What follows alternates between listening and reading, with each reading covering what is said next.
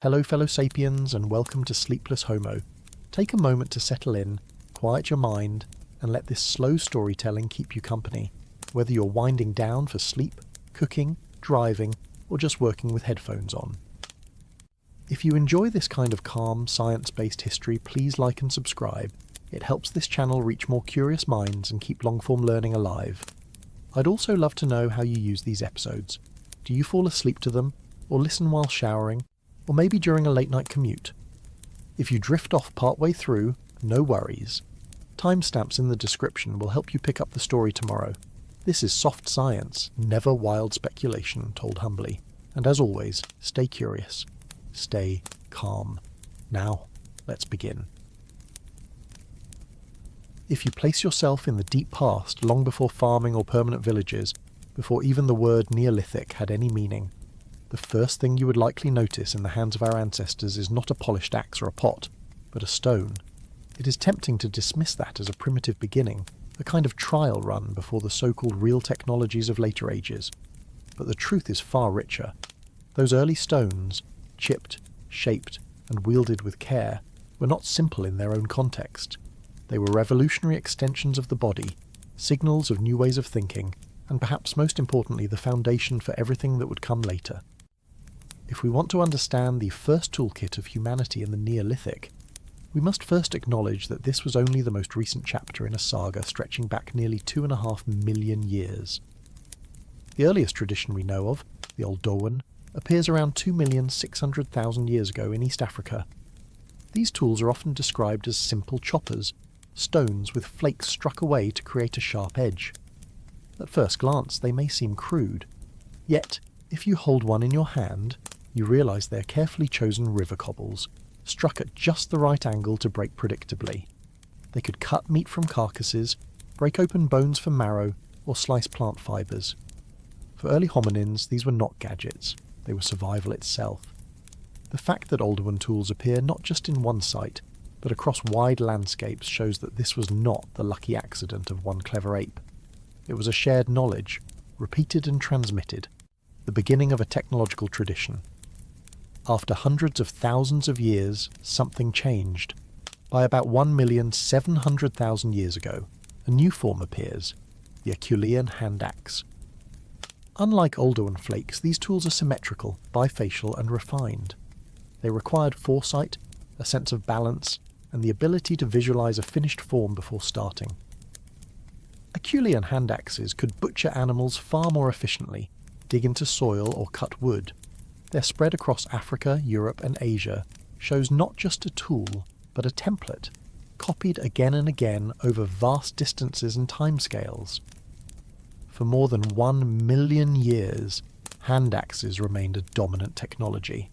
That longevity alone tells us how effective they were, and it also hints at something more elusive, that humans and their cousins were not just using tools, but perhaps teaching each other how to make them, embedding technique within culture. By the time the Neanderthals flourished in Europe, around 300,000 years ago, a different kind of toolkit emerged.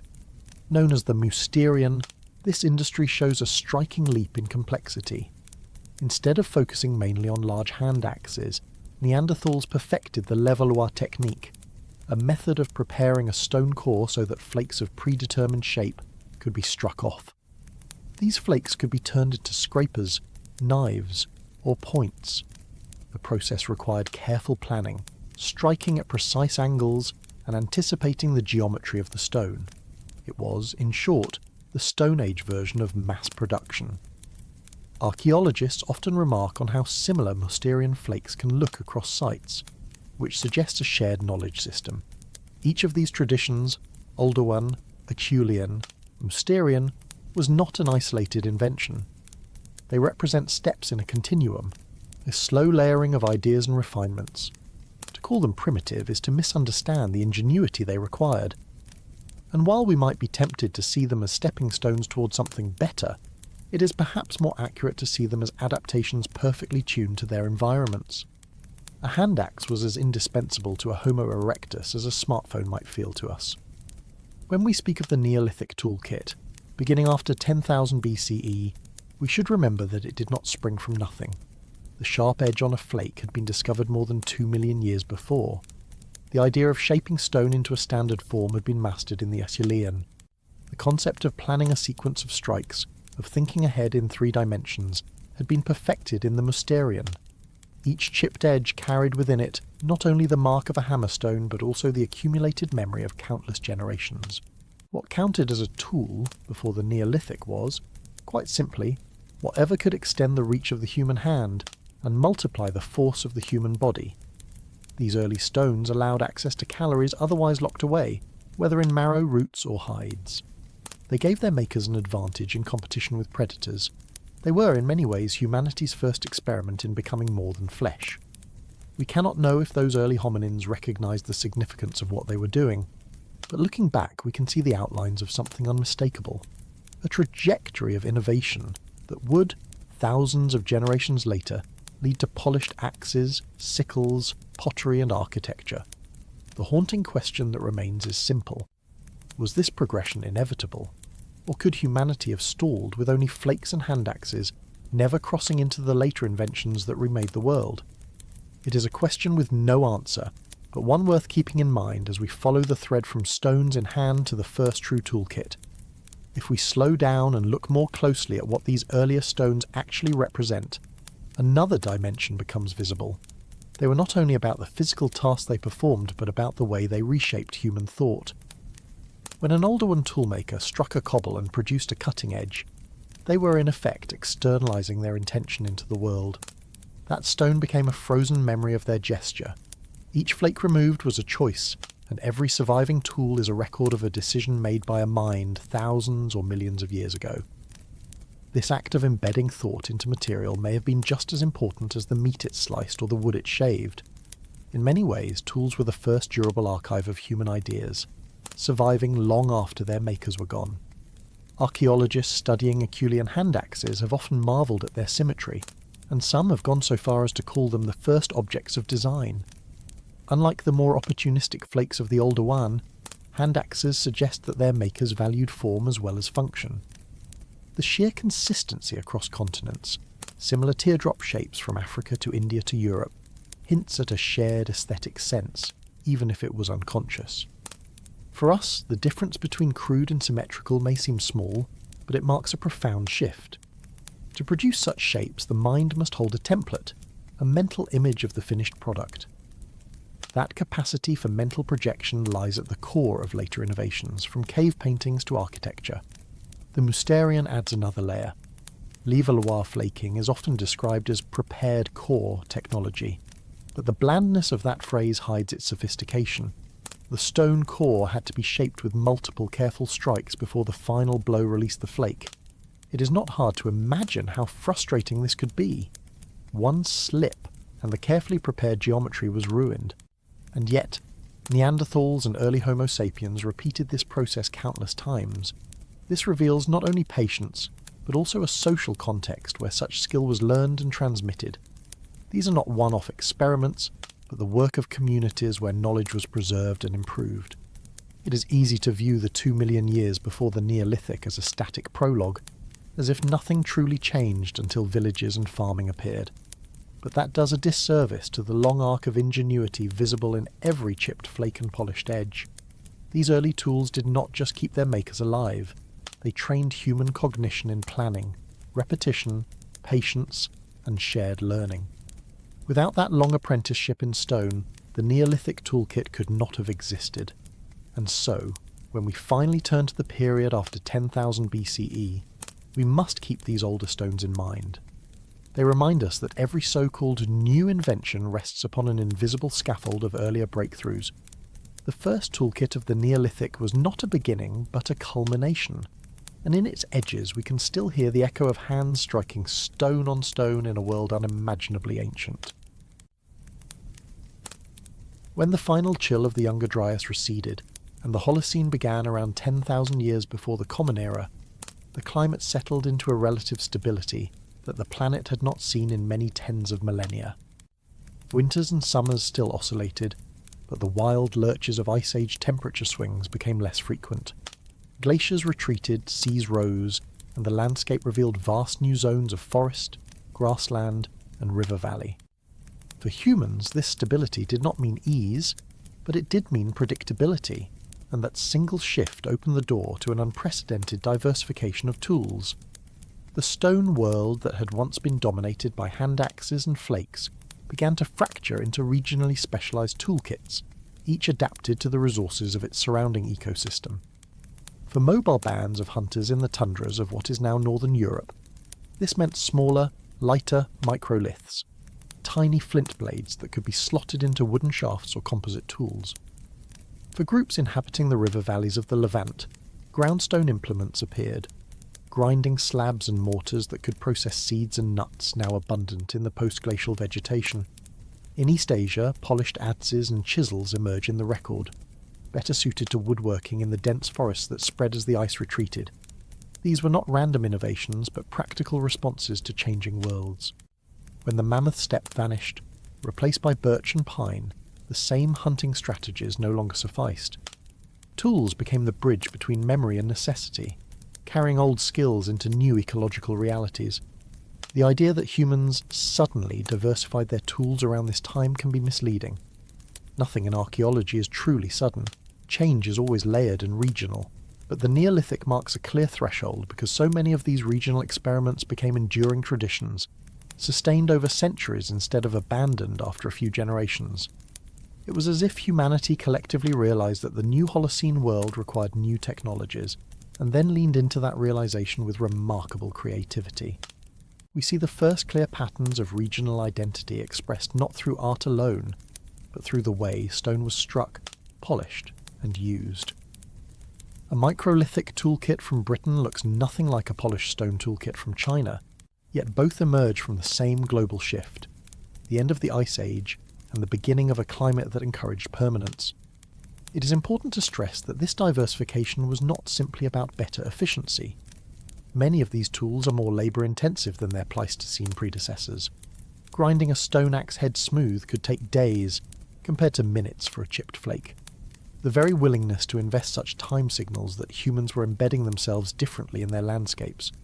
A polished axe was not just sharper, it was durable, repairable, and sometimes carried aesthetic touches that suggest pride in workmanship. In a sense, these tools reflect a change in tempo. Life was no longer an endless chase after herds, but a more rooted negotiation with land, seasons, and resources that could be revisited year after year. So why here? Why then? Because the Holocene was the first time in over 100,000 years when people could trust that a valley full of wild barley or a forest rich in game would still be there next year. Stability is a relative term, but it was enough to shift the calculus of human survival. The toolkit of the Neolithic is thus not just a catalogue of artefacts, but a fossilised expression of trust in the environment, a trust that would slowly grow into the foundations of farming and settlement. Another way to see the shift at the dawn of the Holocene is to trace what archaeologists sometimes call broad-spectrum adaptation. During the late Ice Age, survival had often meant following a small number of high-calorie prey species. In North America, this was bison and mammoth. In Europe, it was reindeer and horse. In the Levant, it was gazelle. But as glaciers melted and ecosystems fragmented into mosaic environments, people could no longer depend on one keystone animal or plant. Instead, they began drawing sustenance from a wider variety of smaller game, fish, nuts, fruits, and seeds. Such diversity in food required diversity in tools. A hunter, who once carried only a spear point, now needed fishhooks, net weights, awls, grinding stones, and storage containers. It was this expansion of diet that sparked the expansion of the toolkit. The archaeological record captures this in miniature. Sites from the Near East, such as Oholo II, dating to just before the Holocene, contain traces of hearths, huts, and a bewildering range of plant remains, over 100 different species from barley to acorns.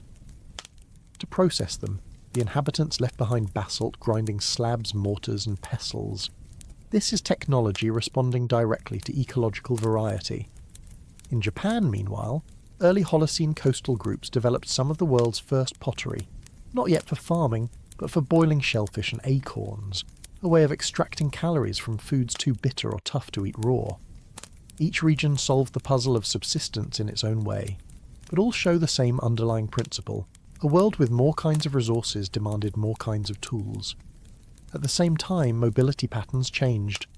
Hunter-gatherers of the Ice Age often moved hundreds of kilometres in pursuit of migrating herds. With the Holocene's patchier landscapes, people began returning to the same rivers, lakes and groves season after season.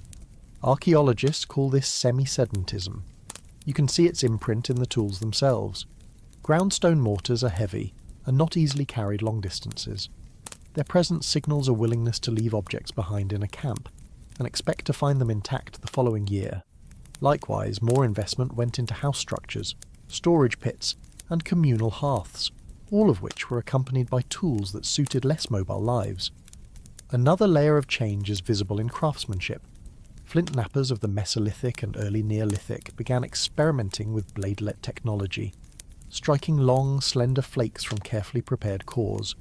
These were not the massive bifaces of the Acheulean, but delicate inserts that could be slotted into wooden shafts, replaced individually when worn.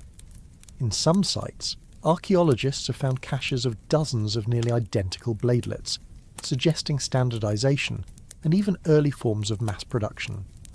This reveals a different relationship to labour, making a stockpile in advance rather than fashioning a tool on the spot. Once again, the climate's stability encouraged planning, and planning shows up in the artefacts. One might ask why this explosion of diversity did not happen earlier, during other warm interludes of the Ice Age. The answer may be scale. Previous interstadials often lasted only a few centuries before the climate snapped back to cold.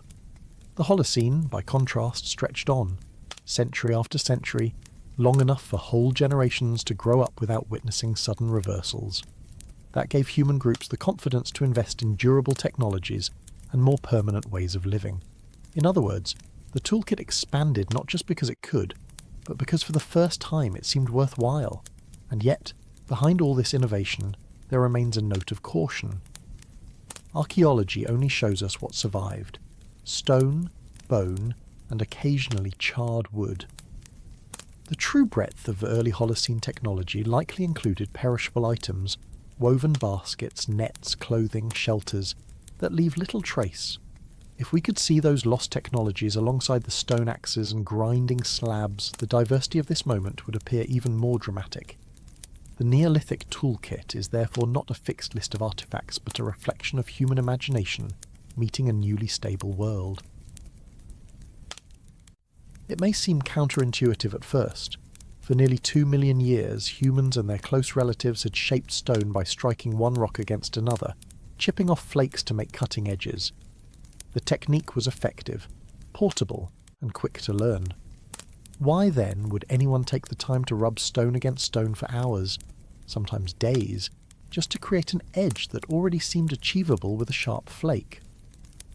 The answer lies in what people were trying to do with their tools in the early Holocene, and in how durability and efficiency began to matter more than immediacy. Ground and polished axes, which appeared independently across several continents around 10,000 years ago, represent not only a technical shift but a philosophical one, a greater investment in time and effort up front for longer-term payoff. Chipped stone tools, no matter how expertly crafted, have an inherent weakness. The sharpness of a flaked edge comes from its microscopic irregularities, but those same irregularities make it brittle. Anyone who has struck a piece of flint knows that a perfect edge can shatter with a single miscalculated blow. Grinding, by contrast, produces a smoother, denser edge. It is not quite as razor-sharp, but it resists fracture and can withstand heavy pounding. For people in the early Holocene facing denser woodlands as the Ice Age tundra retreated, that durability was transformative. A polished axe could chop down trees, clear brush, and shape timber in a way that no flaked tool could manage for long. In short, grinding gave humans their first true woodworking instruments. Archaeologists have found early ground axes across a wide geography, suggesting convergent innovation rather than a single origin. In Japan, examples appear as early as 16,000 years ago, among Jomon hunter-gatherers who likely used them for working hardwood in coastal forests. In Sahel, ground axes turn up at sites in northern Australia dating back more than 30,000 years, though their use seems to have waxed and waned depending on the environmental needs. In Europe and the Near East, polished axes become common in the 10th millennium BCE, just as forests of birch, hazel, and oak spread across the landscape. The simultaneous appearance of these tools in multiple regions suggests that grinding was not a borrowed idea, but a natural response to changing ecological conditions. The effort involved in making one of these axes cannot be understated. Experimental archaeology shows that it can take more than 20 hours of constant grinding to bring a rough stone blank to a usable edge, and even longer to polish the surface smooth. This level of investment hints at other shifts in society. People were no longer moving every few days or weeks. They had the stability to devote long stretches of time to producing durable tools. The very existence of polished axes is thus indirect evidence for more permanent living sites and more complex social organisation. Someone had the time to sit and grind, and others must have provided food and shelter while they did so. The finished axes often reveal care that goes beyond pure functionality. Some are symmetrically shaped, carefully polished across their entire surface, rather than just the cutting edge, and even decorated with grooves or subtle fluting. This has led some archaeologists to suggest that they carried social value, as well as practical use. To present someone with a polished axe may have been a mark of status, alliance, or respect.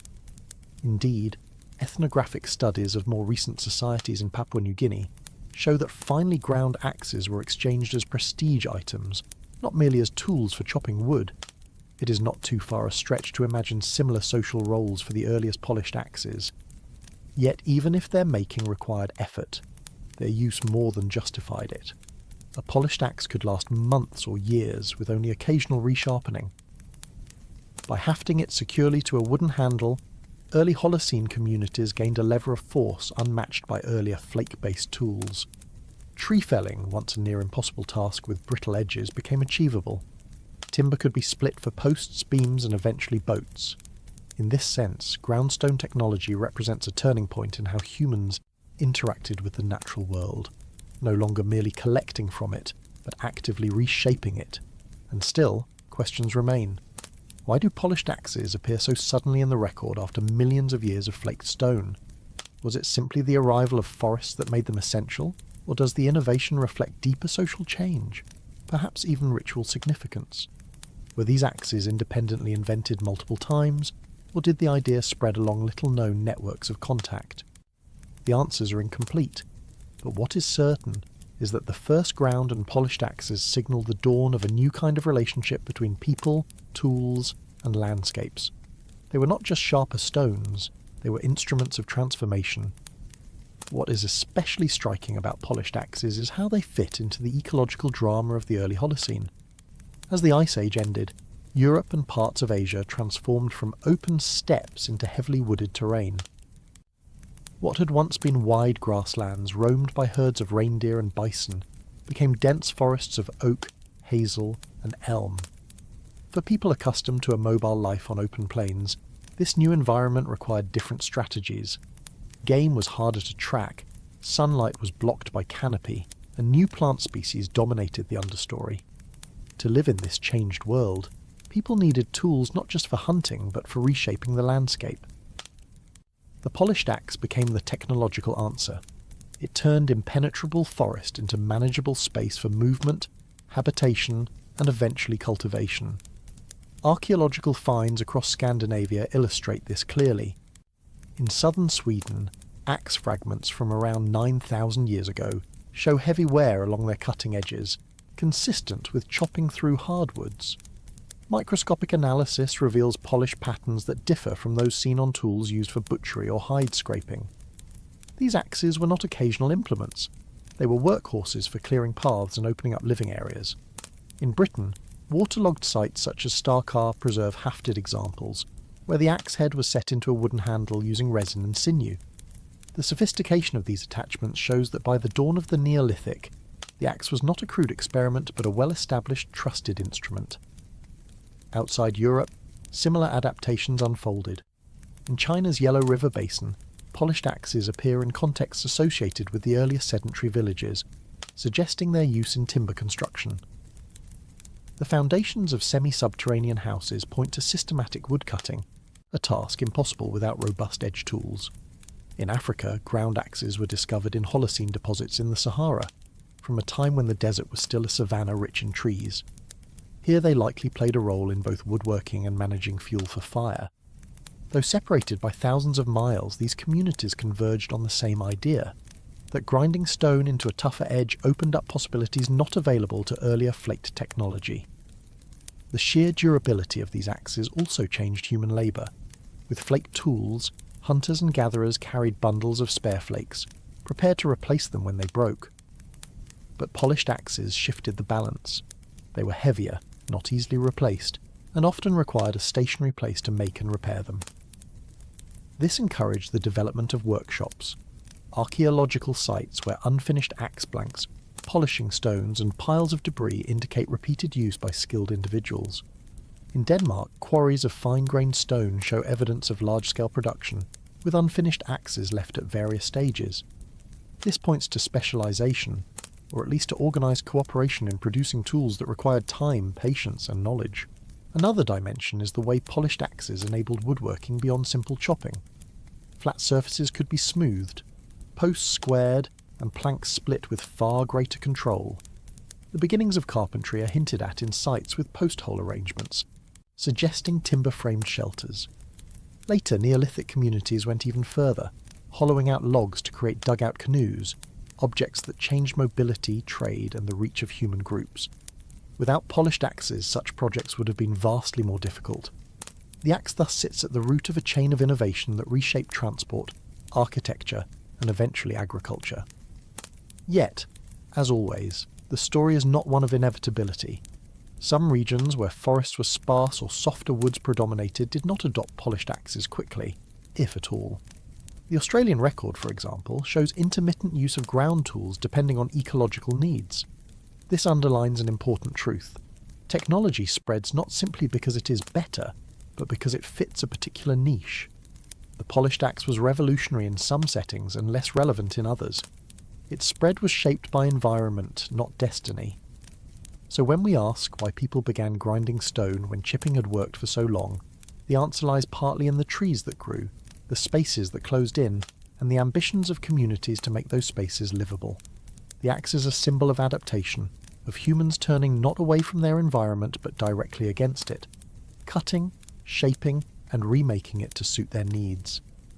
It was the first truly landscape-altering tool, a quiet herald of the transformations that the Neolithic would bring.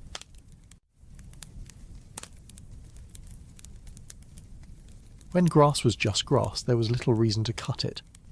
Animals grazed, fires burned across plains, and people walked past tall stalks without much thought.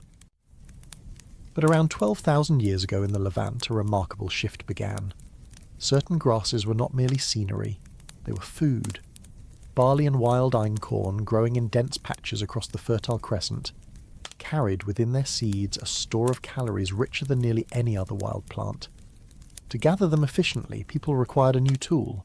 A sharp flint blade for cutting meat or hide was poorly suited for slicing through the pliant stems of cereal stalks.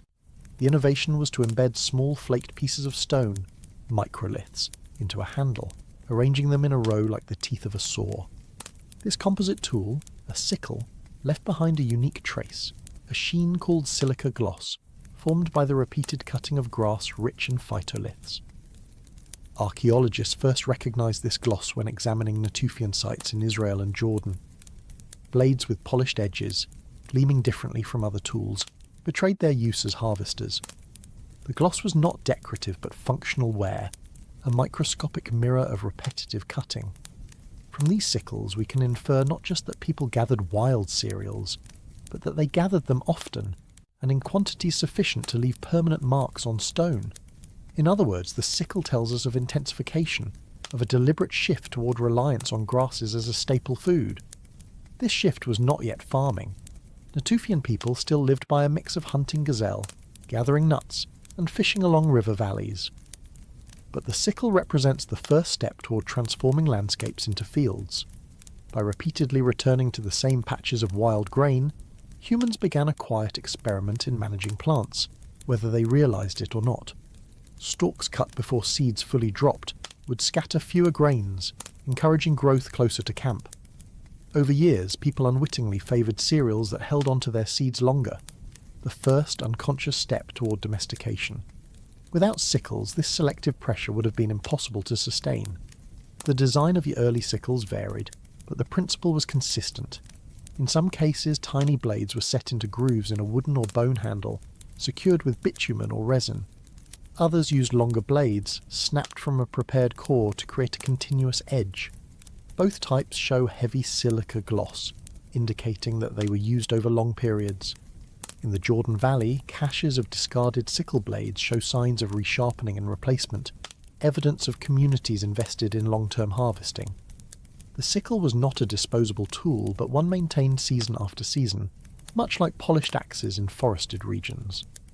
By the early Neolithic, around 10,000 years ago, sickles spread widely across the Fertile Crescent.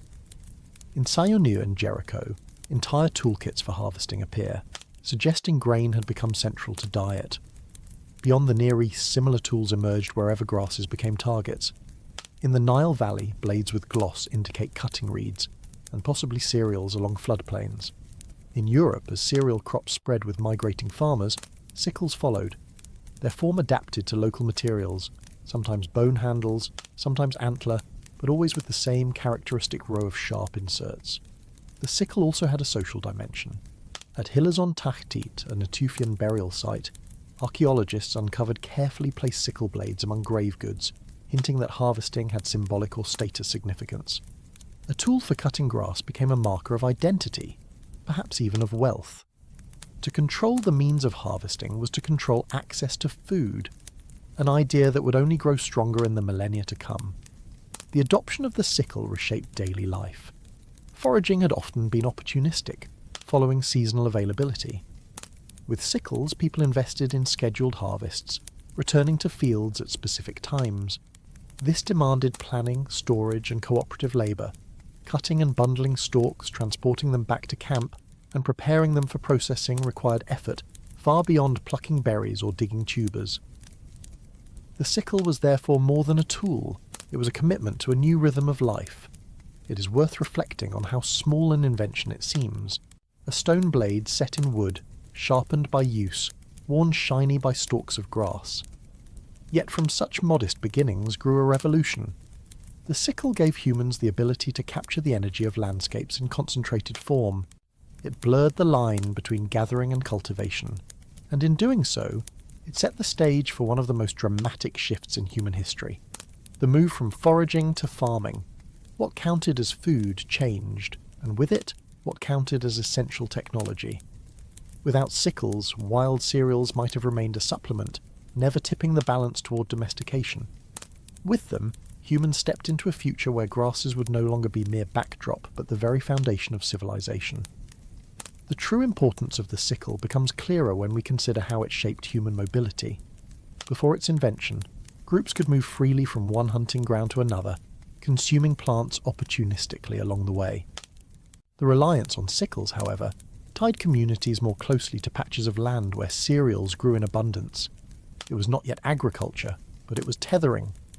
Archaeological layers in the Levant show repeated reoccupation of the same sites, with sickle blades discarded in successive phases, each with its own telltale sheen of use. This return to favoured harvesting zones suggests that people were beginning to think of certain landscapes not as temporary stops, but as seasonal homes. Sickles also transformed the tempo of subsistence. Instead of gathering sporadically, harvest became concentrated in a narrow seasonal window. This demanded collective labour, multiple hands working quickly to reap stalks before they shattered and seeds scattered. Evidence from storage pits appearing alongside sickle assemblages indicates that surplus was gathered. With storage came the ability to smooth out the uncertainties of lean months, but also the need to defend those stores. The sickle, therefore, indirectly contributed to the rise of social differentiation and the need for more formalized community structures. The microscopic traces on sickle blades provide a surprisingly detailed glimpse into ancient behavior. Useware studies distinguish between cutting wild cereals and cutting reeds or grasses for mats and thatching. Some Natufian sites show dual-use sickles, employed for both food and material culture. Bundles of reeds harvested with sickles may have been woven into baskets, or mats used to carry grain, forming a technological partnership between harvesting and storage. It is humbling to realise that one simple tool could ripple through so many aspects of daily life, from diet to housing to social rituals. The geographic spread of sickle technology highlights its adaptability. In Central Europe, early farmers carried the concept with them as they expanded along the Danube corridor. At sites like linear band ceramic settlements, sickle blades appear in great numbers, often carefully resharpened, showing that the habit of cereal harvesting had become fully ingrained. In the Nile Valley, as mentioned, the sickle was equally vital, but the context differed. Floodplain agriculture required reaping not just cereals, but also reeds for construction. Meanwhile, in the Indian subcontinent, evidence of early sickle gloss hints at the cutting of wild grasses long before domesticated millet and rice entered the picture. Each region used the tool in its own way, but the underlying principle remained universal. Sickles were the bridge between opportunistic gathering and systematic harvesting. There is also an aesthetic side to these tools that should not be overlooked. Some sickle handles were carefully shaped, decorated with incised lines, or made from prized animal bone or antler. This suggests that sickles were more than utilitarian, they carried meaning. In societies where the harvest determined survival, it is easy to imagine the sickle as a symbol of sustenance, power, or even ritual. Later agricultural societies would immortalise the sickle as a cultural emblem, a legacy perhaps seeded in these earlier Neolithic practices. One fascinating detail often underappreciated is the ergonomics of early sickles. Handles were designed to fit comfortably in the hand, angled to maximise leverage during cutting. Experimental archaeology, where replicas are used to harvest wild cereals, has shown just how effective they could be, capable of cutting swaths of stalks quickly without excessive strain. This design efficiency, refined through trial and error, reveals the deep empirical knowledge embedded in what might appear to us as simple technology. As humans grew increasingly reliant on cereals, the sickle became not just a harvesting tool but the first link in a chain of processing technologies. Bundled stalks required threshing, then winnowing, then grinding. Each step would lead to new inventions, but it all began with the ability to cut efficiently. Without sickles, the cycle could not have started. In reflecting on this innovation, we might ask a deceptively simple question. How do you cut grass when grass becomes food? The sickle was the answer, and in that answer lay the first glimpse of agriculture, surplus, and eventually civilization itself. What began as a glossy sheen on flint became the glint of an entirely new human world.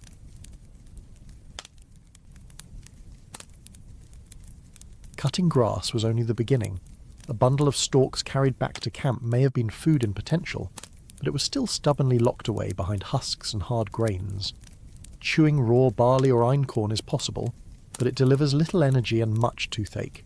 The calories that could sustain entire communities were hidden within, waiting for release. The breakthrough was not only harvesting, but grinding. To crack the grain, crush it, and transform it into digestible flour or meal required a new family of tools: querns, mortars, pestles, and grinding slabs. These devices were heavy, awkward to transport, and entirely unlike the light flakes or microliths of mobile foragers. Their emergence signalled a profound change. People were beginning to invest in stationary technologies, in stones that stayed put and reshaped daily diets. The archaeological record of grinding technology stretches back tens of thousands of years, long before farming, but the Neolithic sees an explosion in both variety and intensity of use.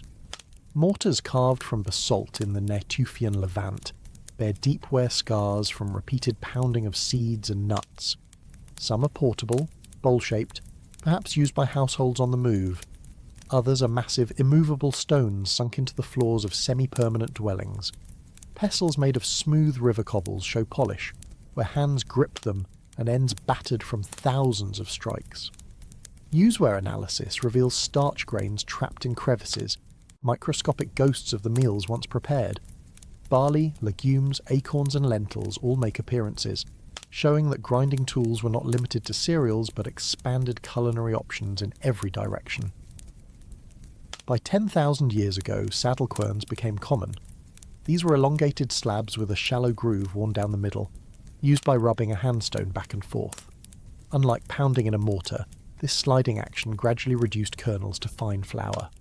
The repetitive motion left not only grooves in stone, but also grooves in human skeletons. Osteological studies of Neolithic women in the Levant and Europe reveal distinctive patterns of arthritis in shoulders and elbows, the bodily imprint of long hours spent grinding. These traces remind us that technology always comes with labour. A quern did not free people from effort, it required it. But in exchange it made grains nourishing, turning indigestible seeds into the foundation of bread and porridge. The permanence of grinding stones also altered the rhythm of daily life. Whereas a flint knife could be carried in a pouch and used anywhere, a basalt mortar weighing several kilograms tied people to particular spots. This tethering is reflected in archaeology. Clusters of grinding equipment mark household areas within villages, sometimes passed down across generations. A quern was not just a tool. It was furniture, part of the architecture of domestic life. When abandoned, many were left in place, too heavy to move, silent markers of where people once prepared meals. Some were even ritually killed by breaking them before deposition, as if acknowledging their intimate role in human sustenance. The spread of grinding technology across regions shows remarkable convergence. In North Africa, mortars from Capsian sites attest to early seed processing before the arrival of domesticated crops. In Europe, querns arrive alongside the first farmers from the Near East, spreading along the Danube and into the Mediterranean. In East Asia, grinding slabs from the early Holocene were used to process wild millet and tubers, long before rice cultivation. The same basic solution, crush, grind, release calories, was reinvented wherever plants with edible seeds formed a reliable food source. What makes grinding stones so important is not just their utility, but the cascade of consequences they set in motion. By enabling the regular consumption of grains, they locked communities into cycles of sowing, harvesting, processing, and eating. They encouraged storage, since processed flour could be preserved longer than raw stalks. They changed gendered divisions of labour, with grinding often falling disproportionately on women, shaping social structures in ways archaeologists are only beginning to unravel. And they laid the foundation for culinary traditions that persist to this day. Every loaf of bread, every bowl of porridge, every dumpling or flatbread owes its existence to those first querns worn smooth by human hands. The haunting question, of course, is whether grinding was liberation or burden. It allowed larger populations to be fed, villages to grow, and civilizations to rise. Yet it also anchored people to monotonous labour and dependence on a narrow set of foods. Was this progress, or was it the beginning of a trap? The stones cannot answer, but their grooves whisper of both resilience and constraint, of bodies bent over slabs day after day, grinding the future into being. The role of grinding stones becomes even more striking when we think about the sensory world they created. Imagine the soundscape of a Neolithic settlement, the rhythmic scraping of querns, the dull pounding of pestles, the constant hum of effort. These were not background noises, but defining features of daily life. In some villages, dozens of households may have worked side by side, creating a collective percussion that marked time as surely as church bells would in medieval towns.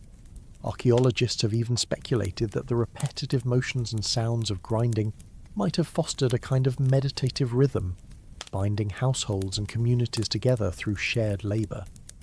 Archaeological residues extend beyond the stones themselves. The dust created by grinding filled homes and lungs, and dental remains from Neolithic skeletons often show significant wear, with enamel ground down by tiny fragments of stone accidentally consumed in bread or porridge.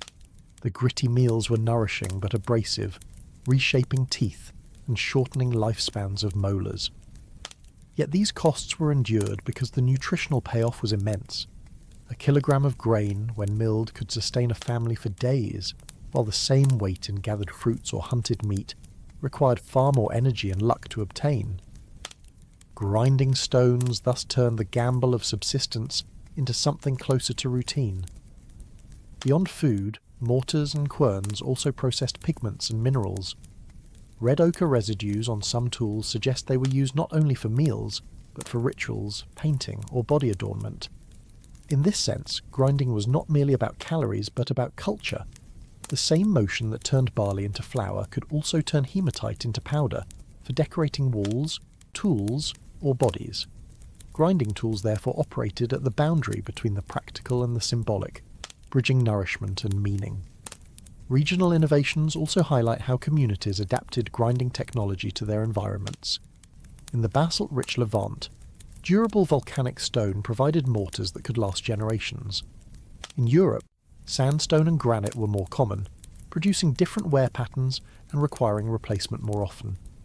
In East Asia, early grinding slabs used for millet reveal subtle shifts in diet long before full agricultural systems emerged. Even in the Americas, independent traditions of grinding stones for maize and other crops developed millennia later, showing that this was a technological solution that humanity reinvented wherever seeds and tubers became staples. There is also the question of scale. At first, grinding was an individual or household task, but as villages expanded, so did the volume of grain to be processed. This pressure may have driven the eventual invention of rotary querns in later millennia, an early form of mechanization. But during the Neolithic, the saddle quern and mortar dominated, with their labour demands shaping daily schedules. In a sense, these stones were the first machines humans built for food processing. Machines powered not by water or animals, but by human backs and arms. When archaeologists excavate abandoned Neolithic houses, grinding stones are often the heaviest and most enduring artefacts left behind. Unlike flint blades, which are easily removed or recycled, querns frequently remain in situ. They are sometimes found cracked or deliberately buried, as if households acknowledged their symbolic weight in daily survival. To leave a grinding stone behind was to leave a piece of the household itself, a relic of meals eaten, children raised, and labour shared. And so, as much as polished axes cleared forests and sickles harvested crops, it was the grinding stone that truly transformed diet into cuisine and calories into stability. Without querns and mortars, cereals would have remained stubborn husks, of limited use in sustaining dense populations. With them, human communities stepped firmly into a new era of food security, albeit one tied to daily toil. The grooves etched into stone are grooves etched into history, reminding us that progress often comes not with sudden leaps, but with steady, grinding persistence. If you wanted to plant something in the soil 10,000 years ago, before bronze or iron, what exactly did you reach for? Hands alone could not cut through dense earth. Fingers were quick to blister, and bones were far too fragile for repeated digging. The answer was to extend the hand with wood, and then to harden that extension with stone. From this deceptively simple union of natural materials came the earliest hoes and adzes, the first implements for shaping not only landscapes but futures. Archaeologists often emphasize the primacy of hunting weapons, yet the quiet tools of cultivation are just as revolutionary. In many sites from the Levant to East Asia, the charred remains of wooden digging sticks have been found, sometimes with tips rounded smooth by repeated plunges into soil. These sticks were not merely improvised. Some were hardened in fire, others tipped with flaked stone to increase cutting power. They could break apart packed clay, open small holes for seeds, or lift edible roots from the earth. In the tropics and subtropics, similar forms persisted for millennia, proving that simplicity can be as enduring as sophistication. The stone adze marked another leap. Unlike the axe, which struck downward to fell a tree, the adze had its blade set crosswise to the handle. This gave it a scooping motion, perfect for scraping soil or shaping wood. When fitted to strong wooden shafts, these tools could pry apart compact ground, aerate soil, or remove stumps and roots that stood in the way of early cultivation plots. Ethnographic parallels from Oceania and Africa remind us how versatile such tools can be. With one implement, a person could dig, scrape, smooth and chop, moving seamlessly between tasks. Evidence of these early earthworking tools is often indirect. Stone blades of adzes, polished to withstand stress, survive far better than their wooden handles, where analysis on their edges reveals striations consistent with digging in gritty soils or cutting fibrous roots. In some Neolithic villages, concentrations of adze blades suggest communal work, perhaps clearing ground for early crops like barley or pulses. The heavy wear on many specimens also implies long use lives. their surfaces resharpened again and again until the tool shrank to a fraction of its original size. The adoption of hoes and adzes altered not just diets, but ecosystems. Where digging sticks first opened soil for wild seeds, adzes soon cleared patches of woodland to allow more sunlight for useful plants. This was not yet full-scale farming, but a kind of ecological editing, nudging certain species forward while holding others back. In Southeast Asia, evidence suggests that adzes were used not only in cultivation, but also in shaping timber for longhouses and canoes, indicating that these tools stood at the intersection of agriculture and settlement. The physical effort involved cannot be understated. Unlike a plough pulled by animals, every stroke of a hoe or adze demanded human muscle. Yet this very effort reveals a shift in human priorities. The return was no longer immediate, as it was with foraging or hunting. Instead, people were willing to invest labour into landscapes for food that might only appear weeks or months later. The hoe was, in this sense, a tool of faith. Faith that effort now would yield sustenance later, that shaping the earth could shape survival. Adzes also had symbolic weight. In some burials from the European Neolithic, finely polished adze blades were placed beside the dead, suggesting they were markers of status or identity. Perhaps those who wielded them were remembered not only as workers, but as shapers of land and society. In Polynesian traditions, adzes centuries later became imbued with spiritual power, associated with creation itself. It is tempting, though cautious, to imagine similar sentiments reaching back into the deep past, where the first strokes of stone against soil may have carried meanings beyond the merely practical. By the end of the 10th millennium BCE, hoes and adzes were quietly transforming human life. They did not shout their presence like spear points or arrowheads, but they left enduring signatures in the landscapes humans altered. Every tilled patch of soil, every smoothed plank for shelter, bore witness to the leverage these tools gave against the stubbornness of earth. Without them, the leap from gathering to cultivating might never have been possible. With them, humans began not just to live on the land, but to live from land they had themselves remade. The deeper we look into the record, the more hoes and adzes reveal not only their functional role, but also the scale of collective labour that surrounded them. A single digging stick could feed a family, but clearing woodland or creating small cultivation plots demanded many hands working together. Archaeological surveys in Central Europe and Southwest Asia have uncovered evidence of deliberate clearings where charcoal deposits mix with adze fragments, hinting at coordinated group activity. It is difficult to imagine these efforts being solitary. Rather, they must have been moments of cooperation, where whole kin groups carved new niches out of stubborn ground. What makes these implements fascinating is their dual nature. They were both multi-purpose and highly adaptable to local environments. In low soils of the Near East, lighter adzes sufficed, their thin, polished blades skimming through soft deposits. In volcanic regions like Japan or Mesoamerica, heavier, broader adzes were crafted to withstand the punishment of rocky terrain. In wetlands, digging sticks took on yet another function, pulling up tubers, reeds, and other resources as important as cereals. Each landscape demanded a unique response, and the toolkit shifted accordingly, suggesting that innovation was not a one-time leap but an ongoing dialogue with place. Useware studies under microscopes have even allowed researchers to distinguish between adzes used for woodworking and those used for earth-moving. On some specimens, microscopic polish indicates long hours cutting fibrous vegetation, while others show edge fractures typical of digging against stones.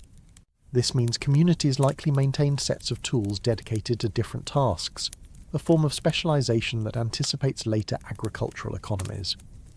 These small technological distinctions signal a growing sophistication in how people organize their labor and allocated resources. Another underappreciated element is maintenance.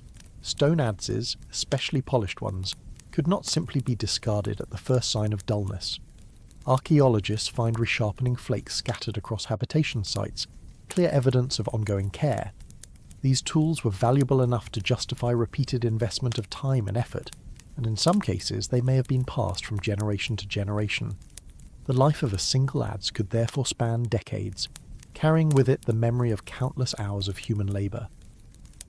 If we pause for a moment, it is striking that these simple objects were humanity's first serious attempt at engineering the ground beneath our feet. Spears and knives had always worked against living creatures, but hoes and adzes worked against the earth itself. They mark the moment when humans began not only to harvest what nature offered, but to intervene directly in the cycles of soil and plant life. And that intervention, humble as it first seemed, would eventually underpin all the complex societies that followed. In that sense, every polished adze fragment found in a field is not just a relic of work, but a symbol of a profound philosophical shift. For perhaps the first time, humans acted with the confidence that landscapes could be reshaped to fit their needs.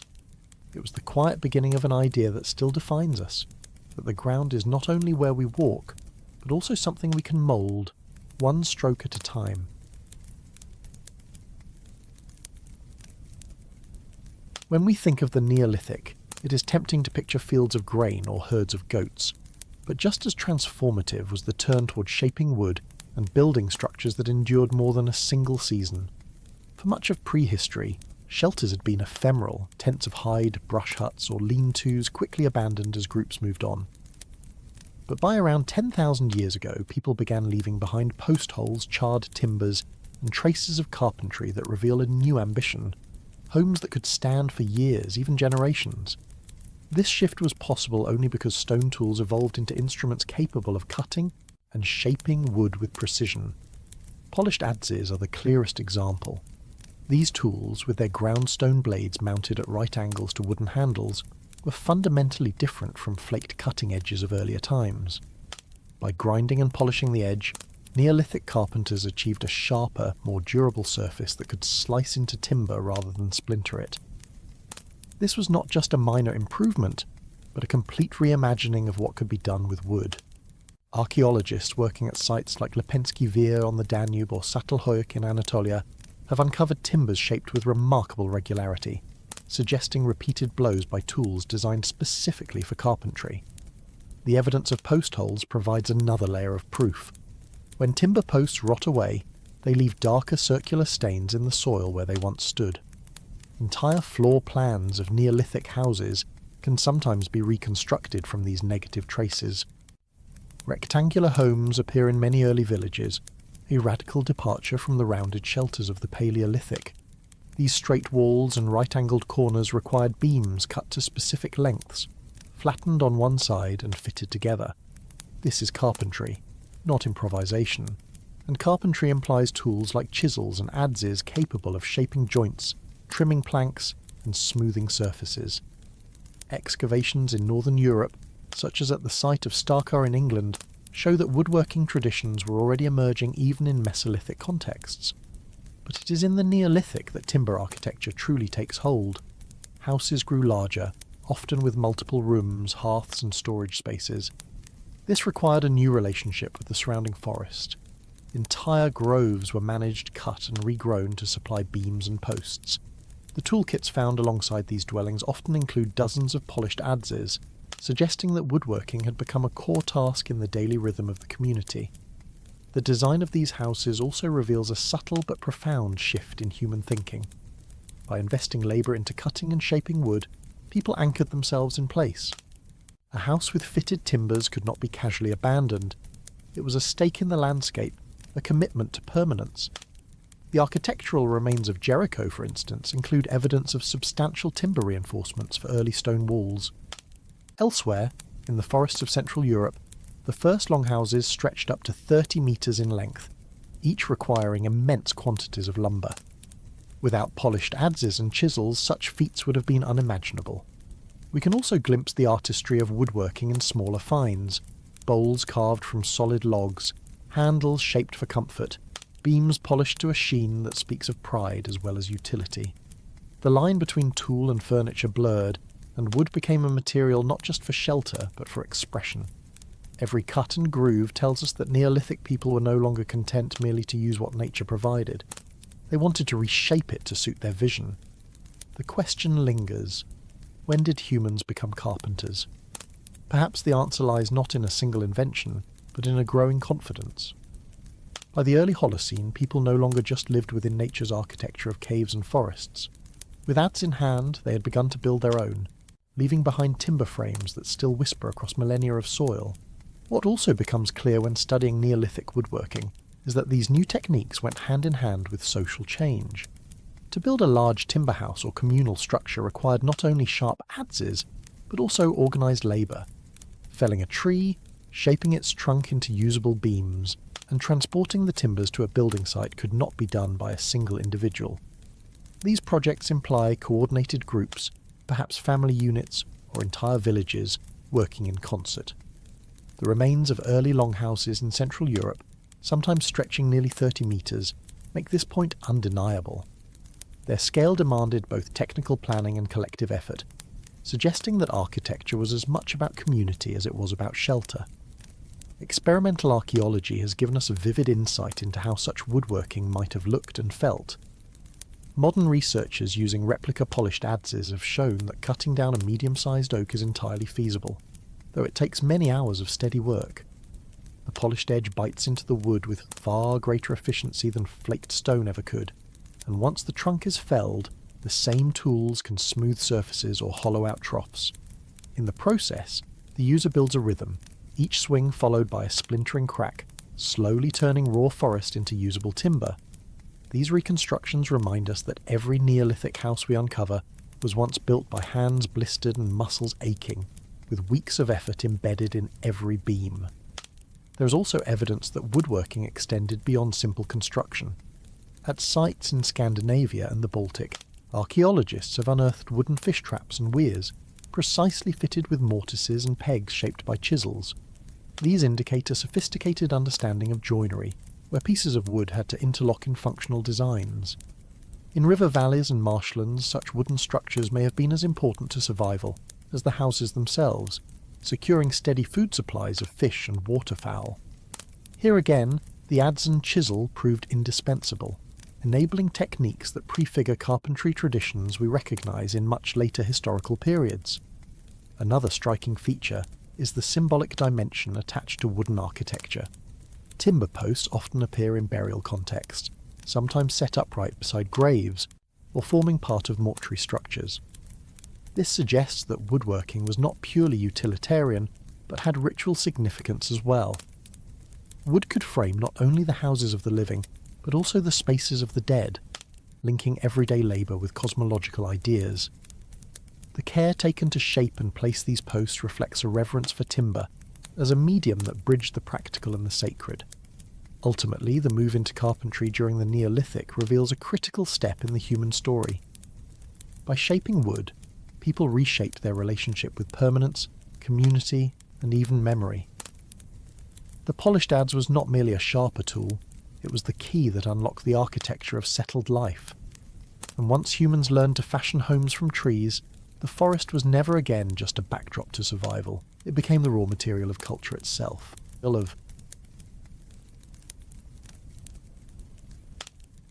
What also becomes clear when studying Neolithic woodworking is that these new techniques went hand in hand with social change. To build a large timber house or communal structure required not only sharp adzes, but also organised labour. Felling a tree, shaping its trunk into usable beams, and transporting the timbers to a building site could not be done by a single individual. These projects imply coordinated groups, perhaps family units or entire villages, working in concert. The remains of early longhouses in Central Europe, sometimes stretching nearly 30 metres, make this point undeniable. Their scale demanded both technical planning and collective effort, suggesting that architecture was as much about community as it was about shelter. Experimental archaeology has given us a vivid insight into how such woodworking might have looked and felt. Modern researchers using replica polished adzes have shown that cutting down a medium-sized oak is entirely feasible, though it takes many hours of steady work. The polished edge bites into the wood with far greater efficiency than flaked stone ever could, and once the trunk is felled, the same tools can smooth surfaces or hollow out troughs. In the process, the user builds a rhythm, each swing followed by a splintering crack, slowly turning raw forest into usable timber. These reconstructions remind us that every Neolithic house we uncover was once built by hands blistered and muscles aching, with weeks of effort embedded in every beam. There is also evidence that woodworking extended beyond simple construction.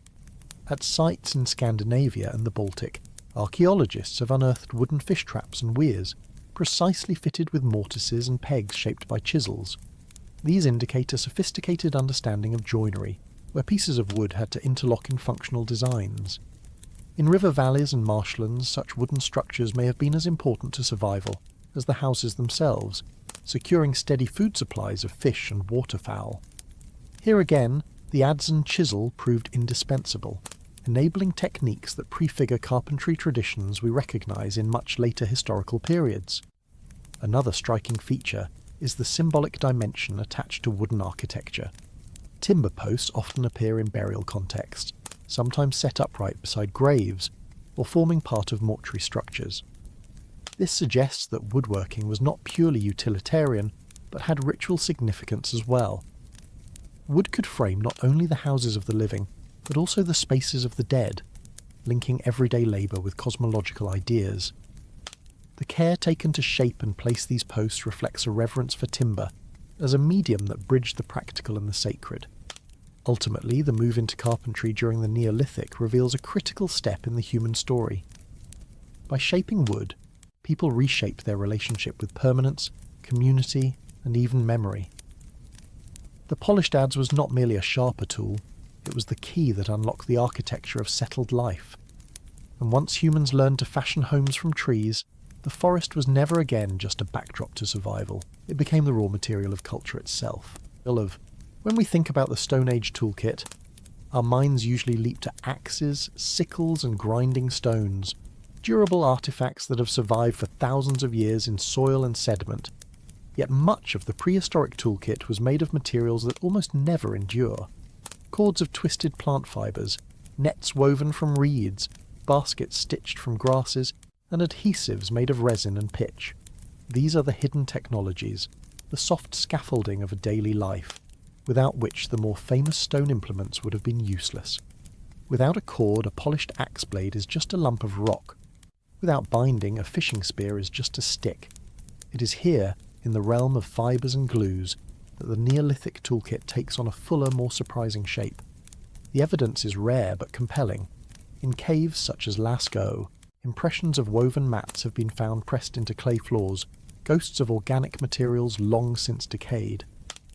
At the site of Oharlo II in Israel, preserved under waterlogged conditions for nearly 23,000 years, archaeologists uncovered twisted fibres and remnants of cordage, proof that humans were making rope long before agriculture. By the Neolithic, these skills must have been widespread, underpinning everything from hafting stone blades to constructing fishing nets large enough to feed entire villages. The fact that we find so little of this material is not evidence of its absence, but of its fragility. Experimental archaeology has been invaluable in reconstructing how these hidden tools were made. By stripping the inner bark from willow or lime trees, soaking it, and twisting it in opposite directions, researchers can produce cordage that is astonishingly strong. Tests show that even thin cords are capable of bearing loads that would surprise us today. A properly woven rope could drag logs for house posts, secure hides into shelters, or bind stones into composite tools. Nets woven with the same techniques can be stretched across streams, corralling fish with minimal effort. It is no exaggeration to say that these technologies multiplied human strength many times over, extending what a community could achieve. Adhesives were another cornerstone of this hidden toolkit. Birch tar, produced by heating bark in low oxygen conditions, has been found on Middle Paleolithic tools and was still in use during the Neolithic. When smeared onto a shaft and heated slightly, the tar creates a bond strong enough to hold stone blades in place, even under heavy stress. Resins from conifers, mixed with ochre or plant fibres, offered similar solutions. Some Neolithic points still preserve traces of these dark, sticky residues, a reminder that chemistry was part of the prehistoric toolkit long before laboratories. Fishing technologies highlight the ingenuity of these organic inventions. From Denmark's Ertebøl culture to Japan's Yomon tradition, archaeologists have found waterlogged stakes and fragments of woven nets that suggest large-scale communal fishing. In some cases, fish bones are found in heaps alongside the stakes, confirming the effectiveness of these traps.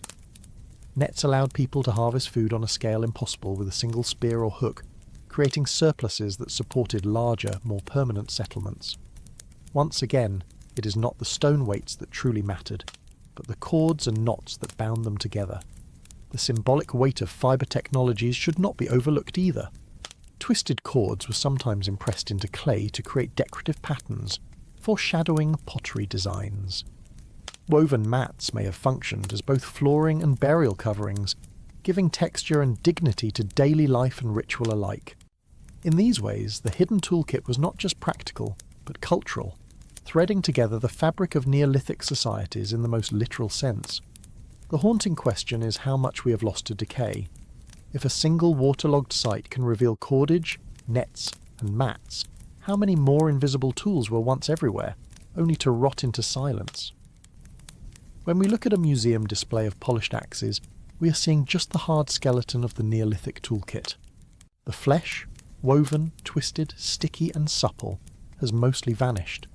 Yet without it, the skeleton would never have stood.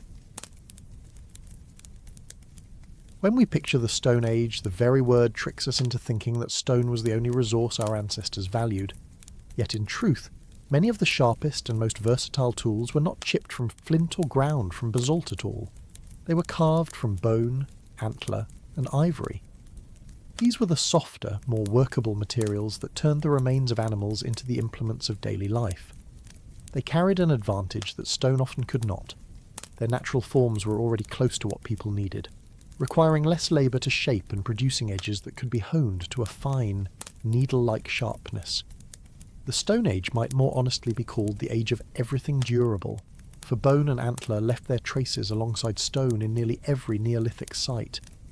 The range of objects crafted from animal parts is remarkable.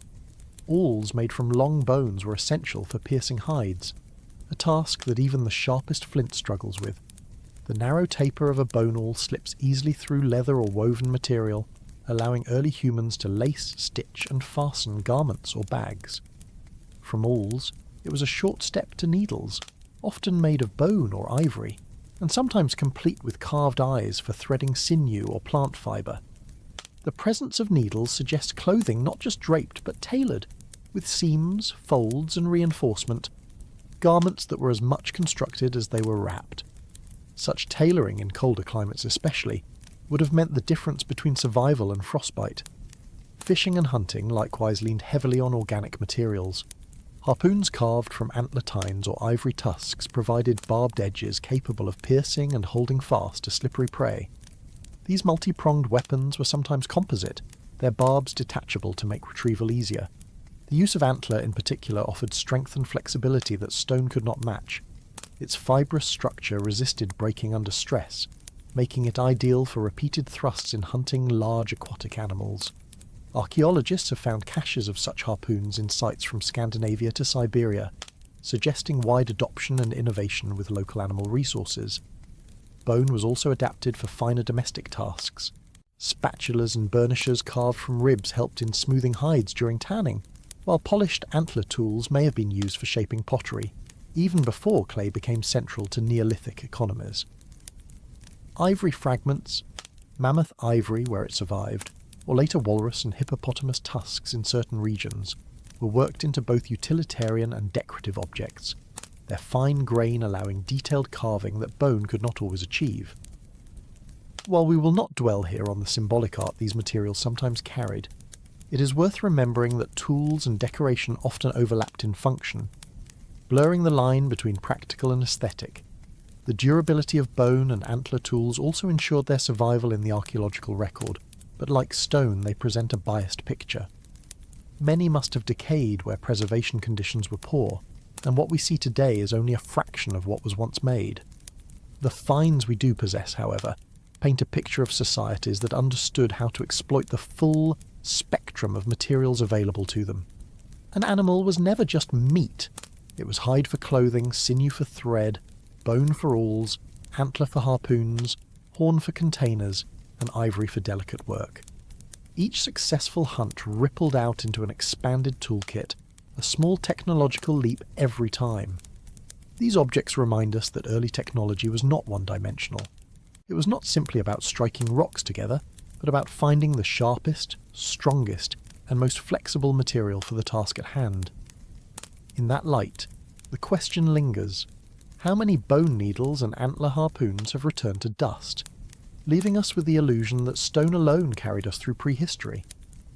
If the answer is most, then the Stone Age looks far more like an age of clever scavenging and recycling where no part of nature went unused. Another aspect often overlooked when discussing bone, antler and ivory implements is the way these materials blurred the line between hunting and tool-making. Each hunt did not merely provide food for the day, but supplied the raw material for the next generation of technology.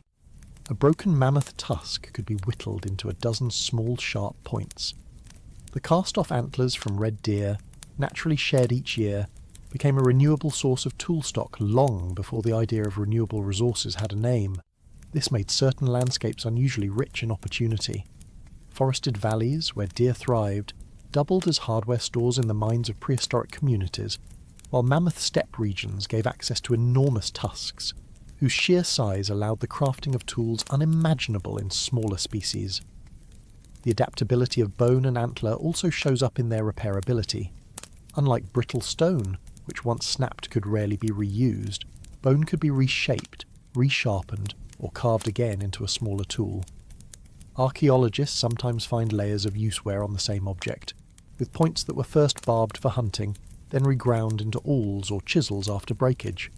This cascading life cycle of a single fragment demonstrates the thrift of prehistoric people, but it also reminds us of how intimately they knew the structure of their materials. They could anticipate how a piece of antler would split, how ivory would polish, and how to extract the longest possible utility from every fragment. Sites with exceptional preservation have even revealed how these objects were manufactured. At Starcar in Britain, dating to the early Holocene, excavations uncovered not only finished tools but also the waste products of antler working: flakes, chips, and partially shaped blanks. These remnants are the prehistoric equivalent of a carpenter's workshop floor, scattered evidence that such objects were produced in dedicated spaces rather than improvised in the field. This implies planning, apprenticeship, and perhaps even the beginnings of specialization within communities. What is striking is how widespread this reliance on animal materials was across continents. In Siberia, harpoons and points crafted from reindeer antler appear in layers dating to the late Pleistocene and continue into the Holocene. In North America, bison bones were shaped into scrapers, and flakers used to maintain stone tools. In Africa, where ivory from elephants and hippopotamuses was more common, artisans produced items that demonstrate not only function but also remarkable craftsmanship. These parallel traditions show that this was not an isolated habit, but a global pattern. Wherever large animals lived, their bones became tools. So the haunting thought remains: if bones and antlers were as vital as the stones we so often elevate in museums, then perhaps our term Stone Age hides a deeper truth. It was an era not of stone alone, but of improvisation across every material nature provided, with bone and antler standing quietly as equal partners in the toolkit of survival. When the last of the Great Ice Age beasts dwindled away, human hunters faced a profound challenge. The towering mammoths, the ground sloths, and the herds of massive bison had once been both a peril and a prize, their size demanding large weapons and coordinated group strategies. By around 10,000 years before the present, many of these animals were gone, leaving people to adapt quickly to a new ecological reality. Prey had become smaller, faster, and more evasive. A spear could still bring down a deer or an antelope, but the efficiency of carrying such heavy weapons into the field diminished when the quarry was quick-footed, dispersed, or abundant in smaller numbers. Technology was forced to evolve, and in this moment we begin to see the clear rise of arrows, barbed points, and eventually the bow, as a central hunting instrument. The bow and arrow, while deceptively simple in appearance, represented a leap in efficiency. A light projectile tipped with flint or bone could be carried in large numbers, loosed with remarkable speed, and launched at a velocity no hand-thrown spear could achieve. Archaeological evidence of bows is sparse, since wood and sinew rarely preserve well, but indirect signs speak clearly enough. In Stellmore, a site in northern Germany dated to around 10,000 years ago, dozens of wooden arrow shafts were found preserved in peat, their flint tips still in place. In North America, smaller projectile points begin to appear around this same horizon. distinguished from earlier spear points by their lighter size and distinct hafting styles. These were not simply reduced spears, they were a whole new class of tools suited to new prey. The innovation of barbed points, crafted from bone and antler, further refined hunting efficiency. A barbed arrow could lodge in the flesh of an animal, making escape less likely and increasing the hunter's chance of recovering their quarry. These points could be swapped onto different shafts depending on need, a modularity that shows increasing planning in the design of weaponry. In waterlogged sites from Denmark to the Great Lakes, archaeologists have recovered barbed antler points that were almost certainly used in combination with bows or light throwing spears to hunt fish, waterfowl, or small game. The specialization of tools here speaks to an intimate knowledge of prey behavior, where no single technology sufficed for all conditions. The consequences of this shift reach beyond technology itself. Hunting strategies diversified alongside weaponry. Instead of focusing on large communal hunts aimed at mammoths or aurochs, groups pursued smaller, scattered prey that required stealth, patience, and often solitary or small party hunting. The toolkit of the Neolithic hunter expanded to include lighter projectiles, caches of arrows, and perhaps even simple quivers or carrying systems fashioned from hide. In some cases, evidence suggests the use of poison applied to arrow tips, leveraging plant and animal toxins to compensate for the smaller size of the weapons. These tactics show an inventive flexibility, the ability to reconfigure survival when the world's great beasts no longer roam the plains. One haunting question remains: how much of this shift was forced adaptation and how much was opportunity? Smaller prey meant more predictable food sources, but also required more labour per unit of meat compared to a mammoth kill. Did people mourn the loss of giant animals, or did they embrace the agility and speed that the bow and arrow provided? Archaeology does not give us feelings, only fragments, but in those fragments we can see ingenuity at work. The extinction of megafauna did not leave humanity stranded. It pushed us to develop weapons of elegance and precision, tools that still echo in the bows of modern hunters and in the very idea of ranged weaponry. Another layer to this transition was the experimentation with delivery systems. Before bows dominated, hunters in many parts of the world relied on the atlatl, or spear thrower, which acted as an extension of the arm.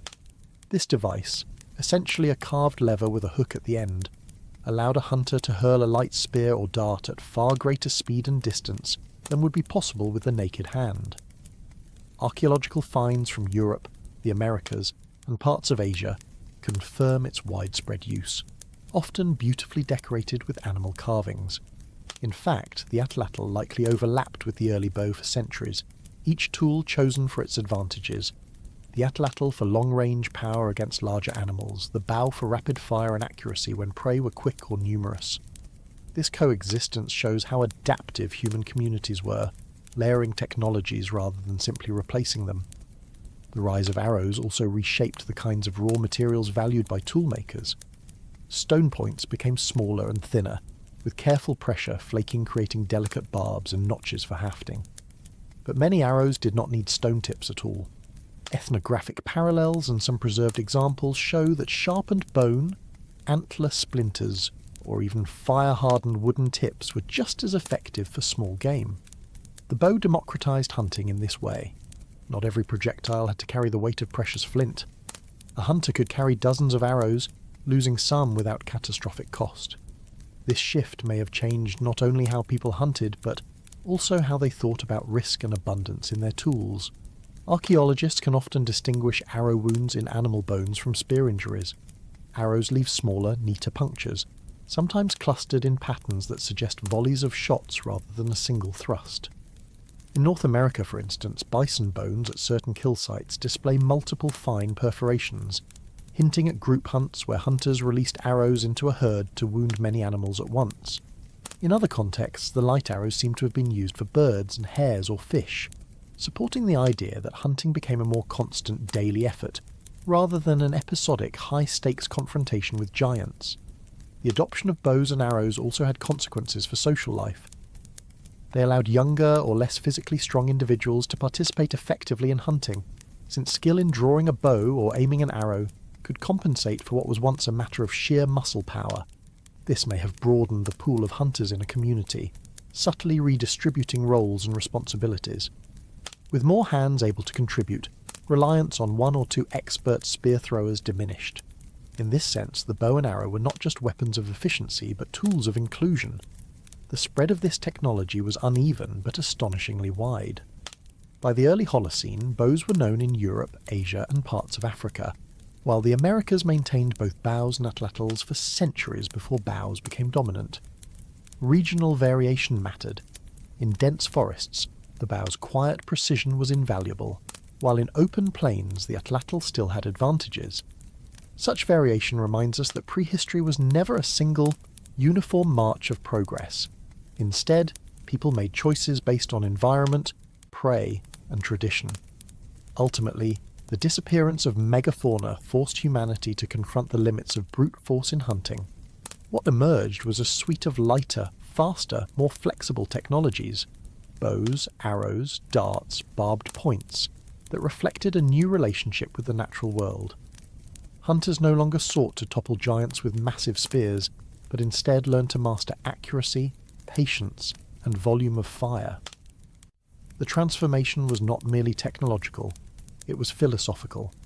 It taught humans that survival lay not in overpowering the world's largest animals, but in outsmarting the swift and the small.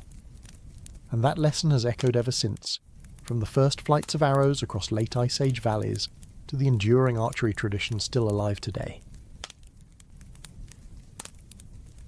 The bow and arrow is so familiar to us today that it can be easy to forget what a revolution it represented in deep time.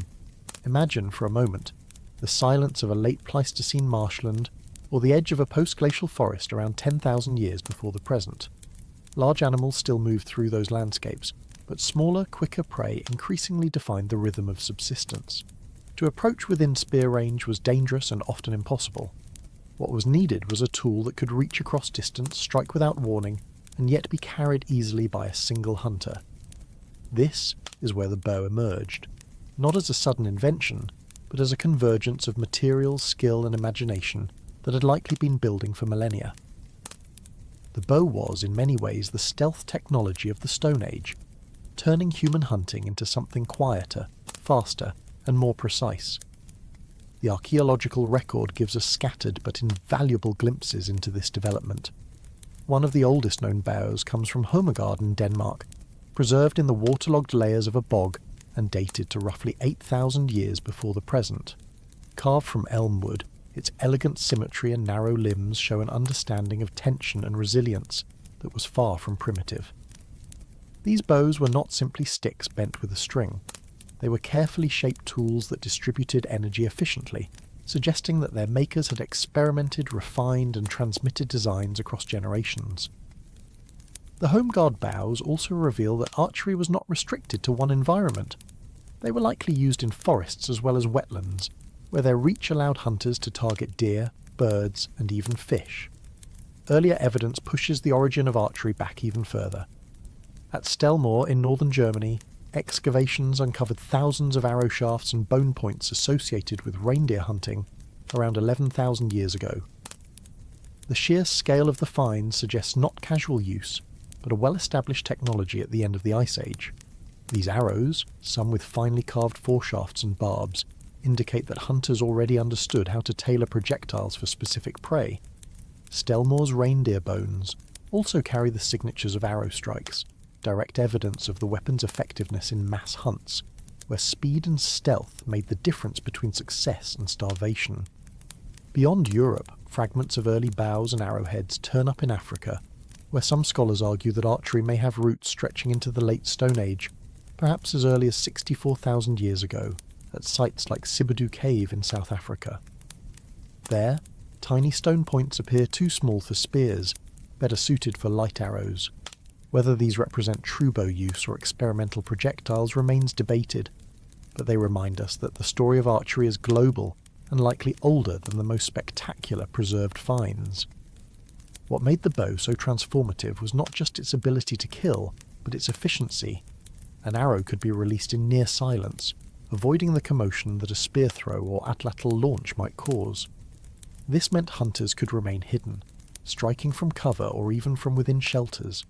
The energy stored in the bent wood, released in an instant through the string, gave projectiles a velocity and force that belied their size. Suddenly, even small groups of hunters could target fast-moving animals like deer, wild goats, or birds on the wing.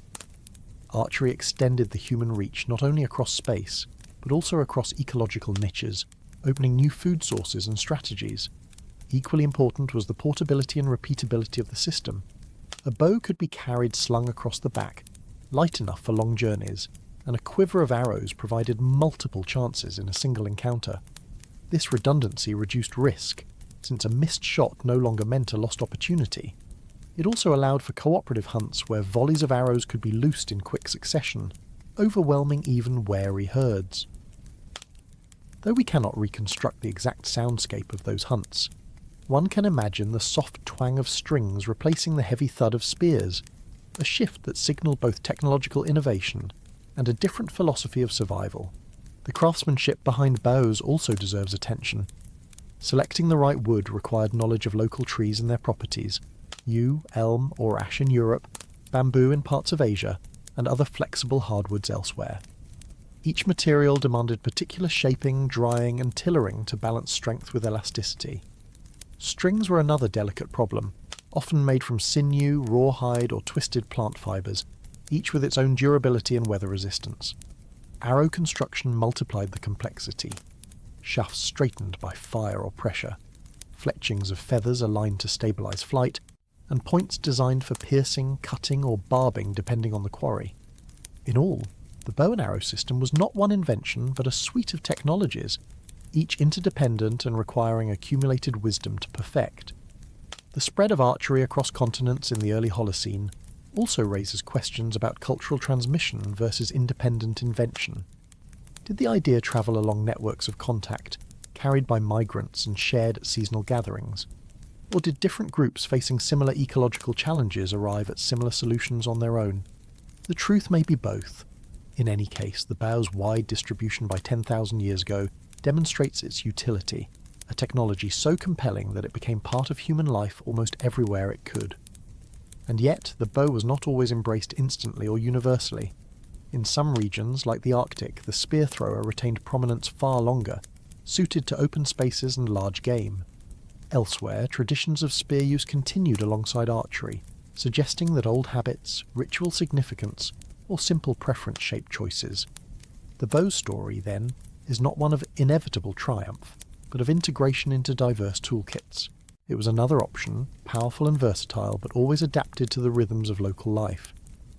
As we trace this technology across the Stone Age, we see not just weapons, but a deepening mastery of materials, physics, and social cooperation.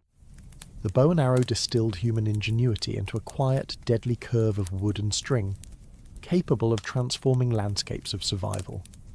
And while it would later carry connotations of war, in its origins it was above all a hunter's tool, a way of reaching into the forest, the marsh, or the sky itself. What remains unanswered is how much of its invention was sudden spark, and how much was the slow layering of insight over thousands of years.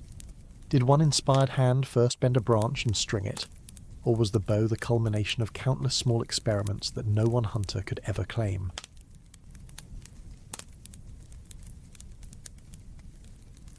Rivers, lakes, and coastlines are as ancient as the people who learned to rely on them. Yet for much of the Paleolithic, the archaeological record shows a puzzling absence of specialised fishing gear, leading early scholars to believe that humans had not mastered aquatic resources until surprisingly late.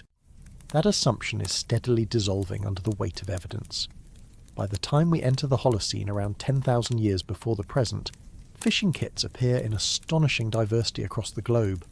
The problem is that much of this technology was made of perishable material, wooden weirs, basket traps woven from reeds, or cords twisted from bark fibres, which survive poorly compared to stone or bone.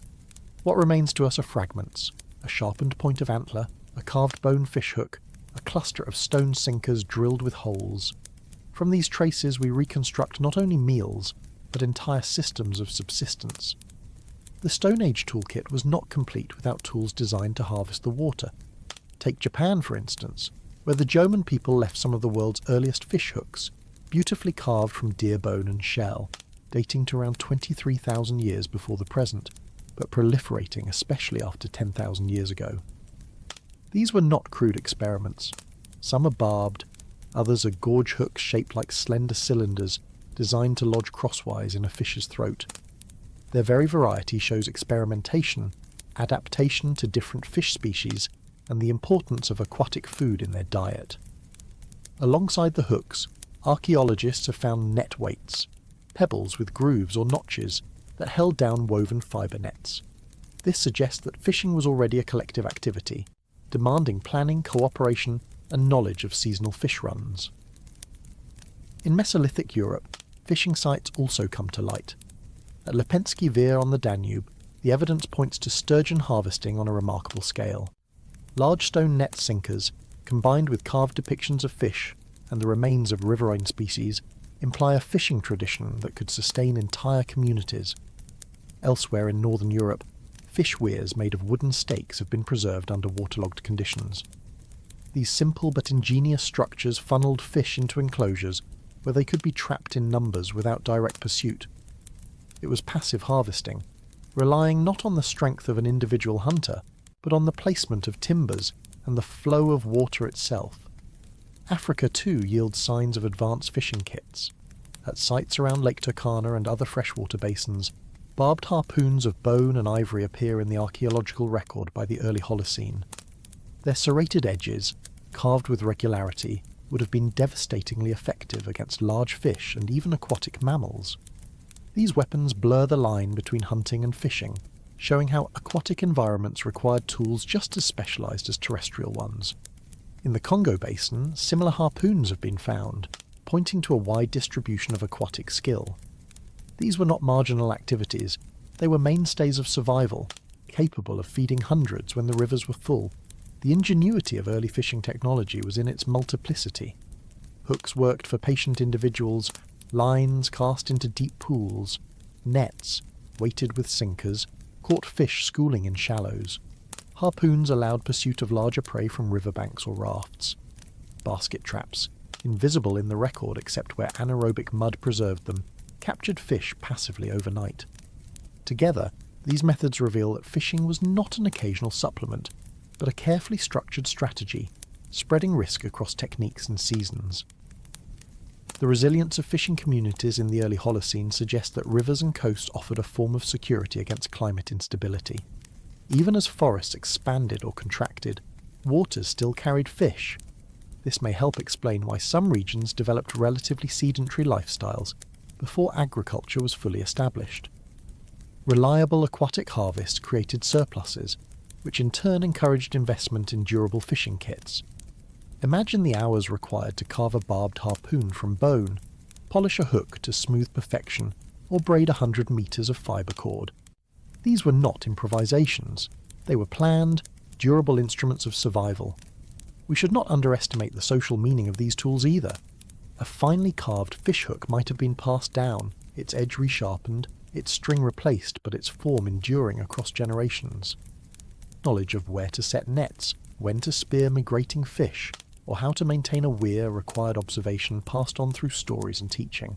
Fishing kits then were not just material culture, but repositories of memory. If there is a haunting question here, it is how much we have lost. Wooden fish traps, once abundant, would have vanished almost overnight if not sealed in river sediments. Cordage, the invisible companion to every hook or net, has mostly disappeared. What little we recover suggests that the true Stone Age fishing kit was far more complex than the fragments we hold. Each bone hook or stone sinker is like the punctuation of a sentence whose full text has rotted away. What counted as a Stone Age toolkit, then, was not only axes and sickles on land, but the quiet implements of water. They represent a parallel tradition of innovation, one that fed families in ways we can scarcely reconstruct. Were these kits as vital to survival as the polished axe or the grinding stone? The evidence says yes. And yet, in the silence of the archaeological record, we are left to wonder how many of the world's first fisheries disappeared without leaving even a hook behind. Fishing technology in the Stone Age also opened up entirely new food webs that land-based hunters had scarcely tapped. Estuaries, tidal flats, and shallow marine lagoons became living larders once people had the means to exploit them. Archaeologists working along the coasts of Scandinavia, Britain and the Baltic Sea have uncovered shell middens, enormous heaps of discarded shells, fish bones and broken tools that show communities returning to the same shores year after year. These middens are more than garbage dumps. They are silent records of people mastering tidal rhythms, cataloguing seasonal abundance, and designing kits that match the challenges of saltwater as easily as freshwater. The hooks and sinkers found in these sites, sometimes accompanied by the remains of dugout canoes, hint at a horizon where fishing no longer stopped at the riverbank but pushed into the open sea. Another overlooked element of the Stone Age fishing kit is the spear thrower adapted for water. We tend to picture the atlatl, or spear-throwing lever, as a hunting tool on land, but in certain regions lighter darts tipped with barbs were perfectly suited to striking fish in clear shallows. Ethnographic analogy shows us how water refraction complicates the task of hitting a fish, and only repeated practice makes success likely.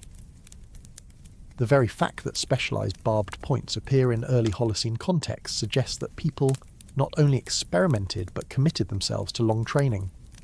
The fishing kit was therefore not only technological but educational, embedding new generations in a cycle of learning that linked tool use to the ecological knowledge of currents, fish behaviour and seasonal change. Equally intriguing are signs that fish and aquatic resources became trade goods. In some inland settlements, bones of marine species appear hundreds of kilometres from the coast, suggesting dried or smoked fish were transported along exchange networks. For this to occur, the fishing kit had to expand beyond capture alone to include tools for processing and preserving, scrapers to descale fish, awls to pierce skins for drying racks, and containers woven from reeds or bark may have formed part of an extended technological system that rarely fossilises. These ghost tools of preservation remind us that a hook or harpoon was only the beginning of a chain of labour. Experimental archaeology has shed light on these gaps. Modern reconstructions of net making using locally available fibres show that even modest Stone Age groups could produce surprisingly strong cordage capable of withstanding repeated immersion. Trials with replica bone fish hooks confirm their sharpness and durability, sometimes outperforming modern steel hooks against small fish.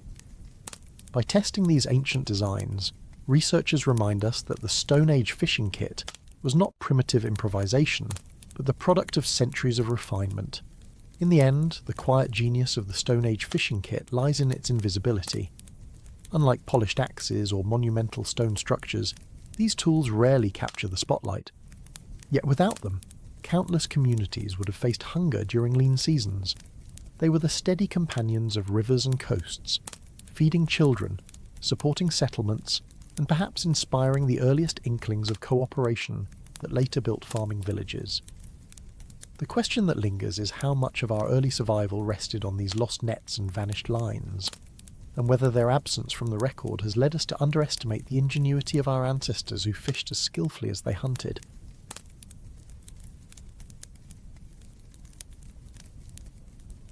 It is easy to imagine early humans armed with stone blades or polished axes, but perhaps harder to picture what they did with the grain they cut, the berries they gathered, or the water they needed to transport.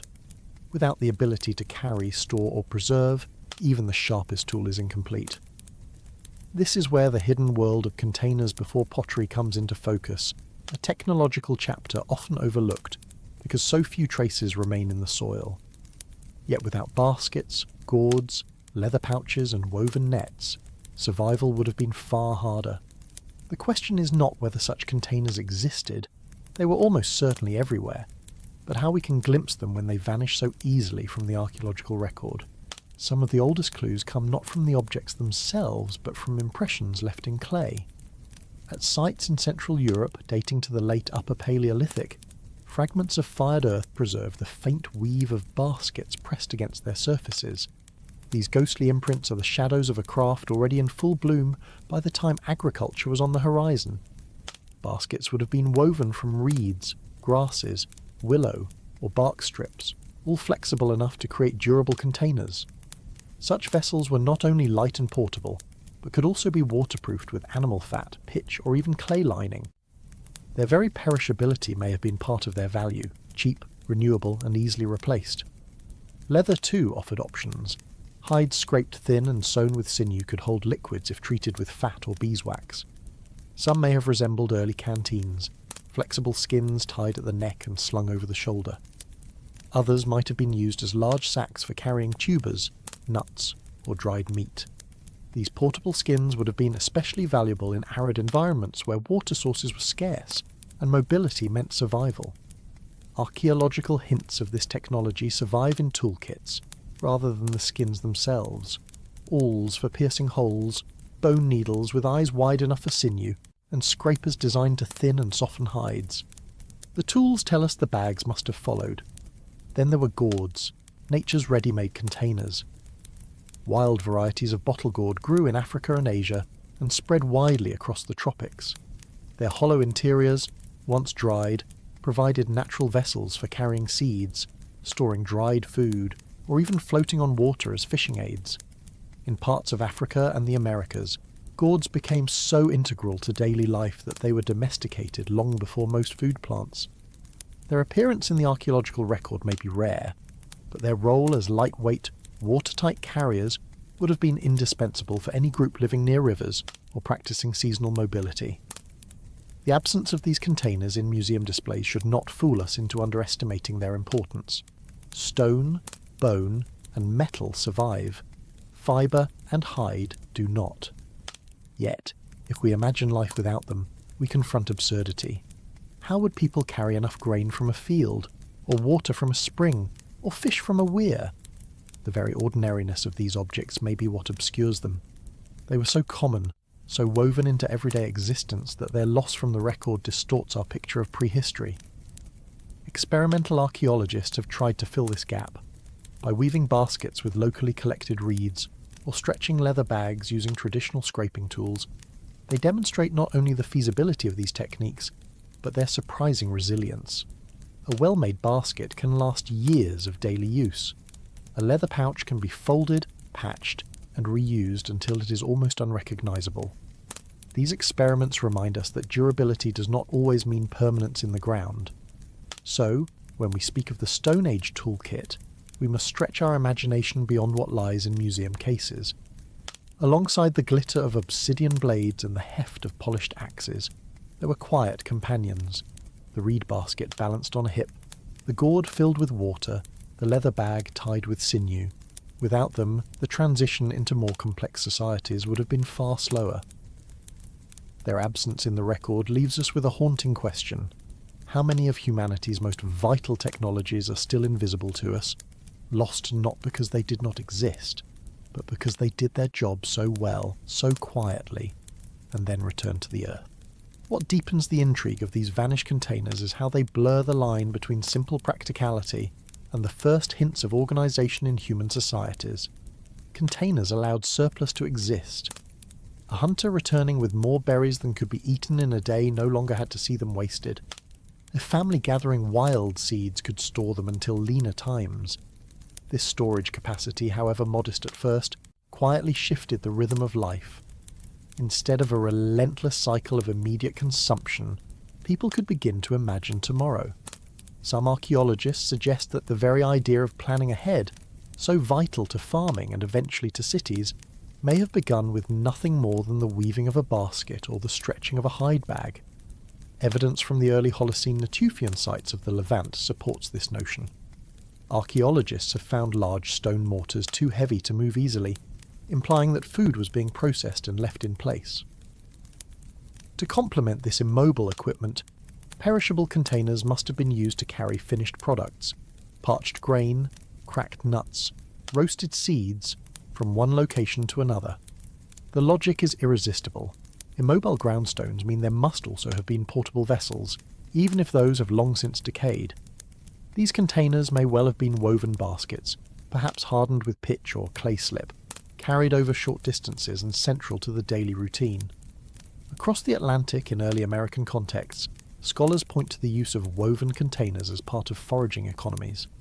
The tightly coiled basketry of the western United States, preserved in dry caves, demonstrates both artistry and resilience. Some are thousands of years old and show wear patterns from grinding seeds directly within them. While these examples are younger than the period we are focusing on, they strongly suggest that similar practices were already widespread in the earlier Neolithic. What we glimpse in desert caves may simply be the rare survivors of a global tradition. Leather bags leave their traces more subtly.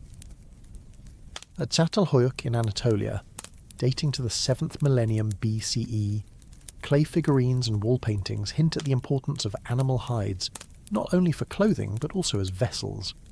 Stretched and shaped, skins could form containers large enough to hold water, small enough to store herbs, or tough enough to transport stone nodules for later knapping. Some ethnographic parallels suggest that hardened leather, shaped and smoked, could even produce bowl-like containers that resisted collapse. None of this evidence is direct, but when combined with toolkits of awls and needles, a picture emerges of a material culture rich in forms that simply did not fossilize. Perhaps most evocative are the earliest traces of woven fibres discovered in caves in the Caucasus, and in sites such as Zudzuana, dating back to nearly 30,000 years ago. These fragments predate the Neolithic by millennia, yet they reveal that humans already mastered twisting plant fibres into cords. Once cords existed, nets, bags, and basketry were inevitable. By the time the Neolithic began, such skills would have been deeply ingrained, passed down countless generations, and embedded in daily practice. The absence of their products in most archaeological layers is therefore not evidence of absence but of natural decay.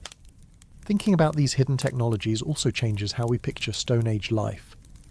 Too often, reconstructions show men with spears and women bent over fires, but seldom do they depict the baskets leaning against walls, the gourds hung from rafters, the leather bags stacked in corners.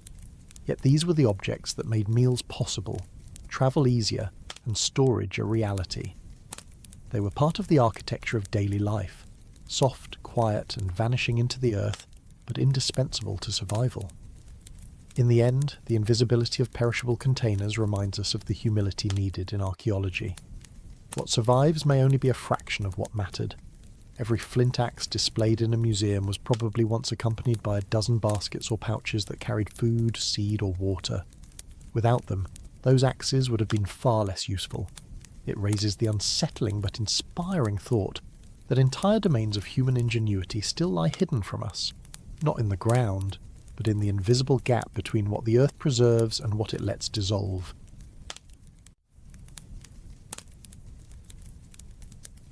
Why would someone take a handful of mud, shape it, and then place it into fire until it hardened into something new? At first glance, it sounds counterintuitive. Clay by itself is fragile, easily crushed in the hand. Fire, too, is unpredictable, a force that destroys more often than it creates. Yet somewhere in the deep past, people discovered that Earth transformed when exposed to flame. This discovery gave rise to pottery, the first synthetic material humans ever invented, a technology that quite literally turned dirt into stone. Unlike baskets or hides, pottery did not decay. It cracked, it shattered, but it endured. That endurance reshaped human economies and daily life, and it left a record so abundant that archaeologists now lean heavily on pottery fragments to date sites, track cultural shifts, and reconstruct diets. The earliest known pottery so far comes from East Asia. In southern China's Jianrendong cave, shards have been dated to about 20,000 years ago, long before the Neolithic farming revolutions of the Fertile Crescent or Europe. In Japan, the Jomon culture began producing pottery around 16,000 years ago, and these early pots already show evidence of deliberate firing techniques. They were often deep vessels, suited for boiling plants and small animals, tasks that would have been difficult with baskets or skins. Pottery here emerged not as a luxury of settled farmers, but as a tool of foragers who needed durable, fireproof containers to expand their culinary range. The timing matters. It suggests that pottery was not tied exclusively to agriculture, but to innovation in food preparation. From East Asia, the idea of fired clay spread slowly across continents. In Siberia and the Russian Far East, pottery appeared in hunter-gatherer contexts by about 14,000 years ago. In the Near East, it arrived later, around 8 to 7,000 BCE, at a point when farming communities had already begun to emerge. In Europe, pottery arrived with the spread of early farmers from Anatolia during the 6th millennium BCE. Each of these adoptions tells a different story. In some places, pottery was embraced by foragers, in others by agriculturalists, and in still others it seemed to lag behind other technologies. There was no single invention moment followed by universal adoption. Instead, pottery was reinvented, reinterpreted and reshaped to fit local needs. What pottery offered above all else was durability. Unlike leather pouches or baskets, pots could be set directly onto fire. They allowed foods to be boiled, grains to be cooked into gruel, and bones to be simmered for hours until nutrients leached out. In essence, pottery extended the digestive system. It unlocked calories previously trapped in fibrous plants or marrow too difficult to extract. Cooking in pottery also softened foods, making them easier to chew and digest, particularly important for children and the elderly. Archaeologists studying dental remains have noted changes in wear patterns that correspond to softer diets, hinting at how pottery may have literally reshaped the human mouth. Equally transformative was the role of pottery in storage. Grains sealed in pots could be kept dry for months. Liquids could be transported with less risk of leakage. This storage capacity allowed communities to smooth out seasonal shortages, accumulate surplus, and begin the long trajectory toward economic inequality and specialization. Yet even at this early stage, pottery was fragile. A dropped pot could shatter into dozens of pieces. To counter this, potters experimented with temper, adding crushed shells, sand, or plant fibres to clay before firing to reduce cracking. This knowledge, learned through trial and error, is one of the earliest examples of material science. The spread of pottery raises an unanswered question. Why did some communities adopt it quickly while others resisted? In parts of Africa, for example, people used baskets and gourds for centuries after pottery was known. Some scholars suggest that where mobility was essential, heavy pots were a burden. In contrast, where groups became more sedentary, pots gained obvious advantages.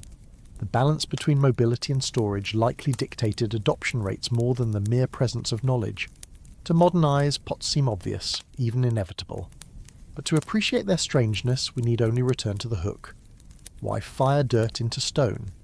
The leap required imagination, patience, and a willingness to waste effort on experiments that might have failed dozens of times before succeeding.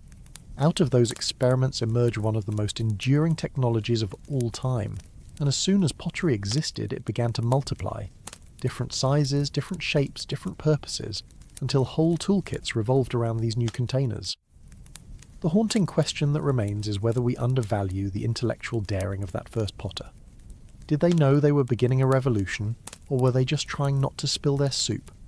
What also becomes striking when we look at the archaeological record of pottery is how quickly people began to specialize the craft once the core principle was discovered. The first pots were often thick-walled and unevenly fired, functional but crude. Yet within only a few generations at some sites, potters were producing vessels of remarkably thin walls, evenly baked, with careful smoothing to prevent leakage.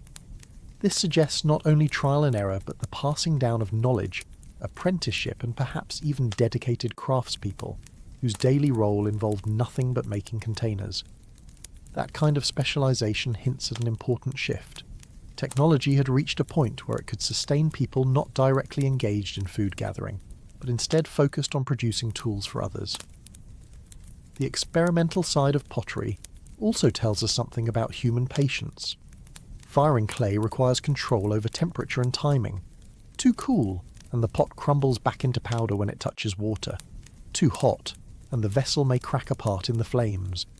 Evidence from East Asian and later Near Eastern kilns shows that people eventually learned to regulate heat through covered pits, stacked firing chambers, and fuel management.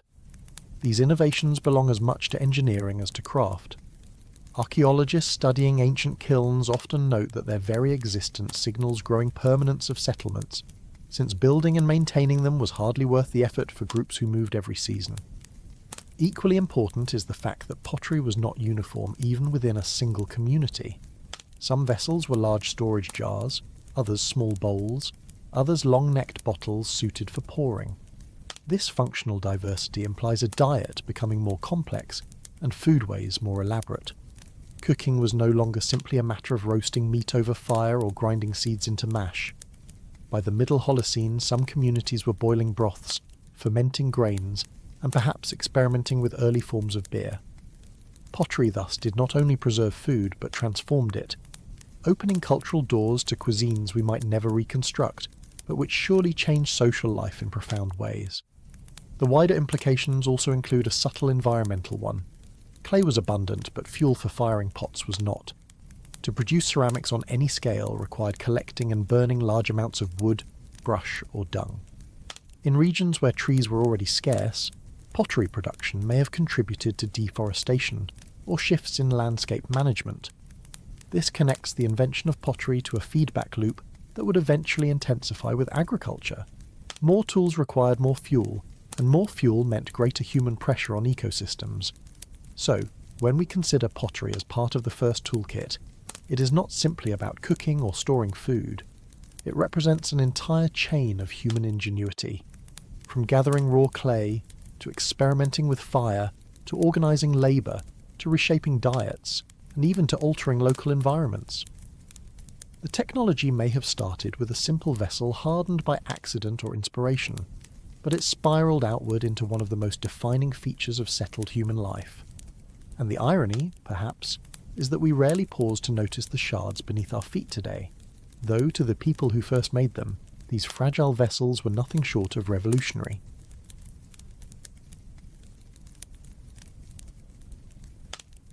Fire in the Neolithic world was no longer a marvel of nature or a chance spark guarded against the wind.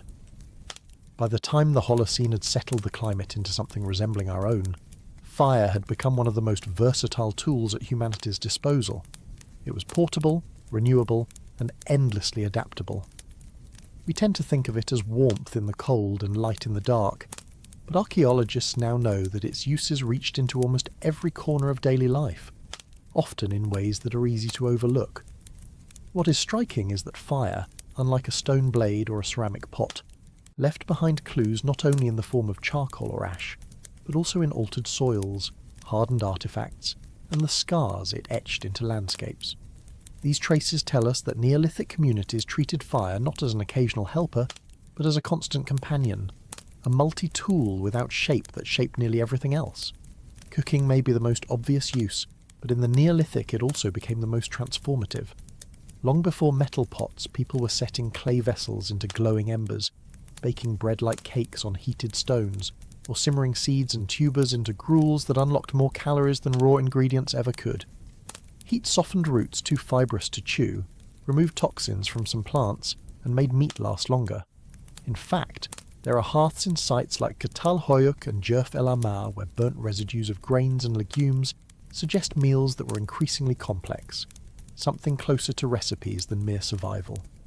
Fire thus expanded the edible world, effectively enlarging the human menu at the same time that cultivation was reshaping supply. But the story of fire as a tool did not stop at food. Archaeologists examining preserved timbers from lakeshore dwellings in Europe have found evidence that posts were fire-hardened before being driven into the ground. Exposing wood to flame alters its chemistry, making it more resistant to decay and pests. Spears, digging sticks, and even simple handles could be treated this way, extending their life in an age when resources were precious. In some cases, fire was also used in shaping wood itself. By carefully burning the surface and then scraping away the char, builders could hollow logs into canoes or fashion containers larger than any pot of clay. On a larger scale, entire landscapes were managed with controlled burns. The same technique still used by indigenous groups today, setting deliberate low-intensity fires, appears in charcoal layers across Europe, Asia and Africa during the early Holocene. Such fires cleared underbrush, encouraged fresh plant growth attractive to grazing animals, and created open patches of land that were easier to cultivate. In Britain, pollen records suggest that fire-maintained clearings may have existed centuries before full agricultural fields, hinting at a phase when communities engineered their environment without ploughs or herds, relying on flame as their primary tool for reshaping the land. Even stone itself was not immune to fire's versatility. Experiments show that flint and other knappable stones fracture more predictably when heated to specific temperatures, making it easier to craft blades or points. Some Neolithic quarries contain evidence of fire setting, where flames were used to crack rock faces, loosening slabs that could then be pried free with wooden wedges or hammer stones.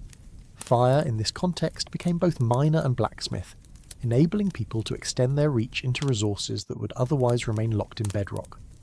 Fire also appears in more subtle roles, such as the preparation of adhesives. Many composite tools relied on resins or pitches to bind stone to wood or to fasten fibres into cords. Heating these substances allowed them to be softened, mixed, and applied before cooling into durable bonds. Without fire, the hafted sickle or the barbed harpoon would not have been possible, at least not in forms sturdy enough to survive daily use. The invisible chemistry of fire thus underpinned the very structure of the toolkit we imagine as purely stone. Yet for all its practicality, fire was not without danger. Archaeological layers often preserve evidence of structures consumed by flames, whether by accident or deliberate clearing. At some sites, the pattern of repeated burning suggests that houses were intentionally torched, perhaps as part of ritual abandonment or renewal. Fire could therefore be destructive and creative at the same time, a reminder that this tool demanded respect. To control it required not only knowledge but social organisation, fuel collection, hearth maintenance, safety practices, all of which became part of daily routines. The Neolithic reveals a society in which fire was no longer an occasional camp companion, but a constant instrument of transformation. It shaped food, hardened wood, fractured stone, remade landscapes, and bound tools together. And perhaps the deeper question is this: by the time fire was treated as just another part of the toolkit, had people forgotten its strangeness? Was it already taken for granted, or did every spark still carry a hint of a reminder that humanity's oldest tool was never entirely ours to command?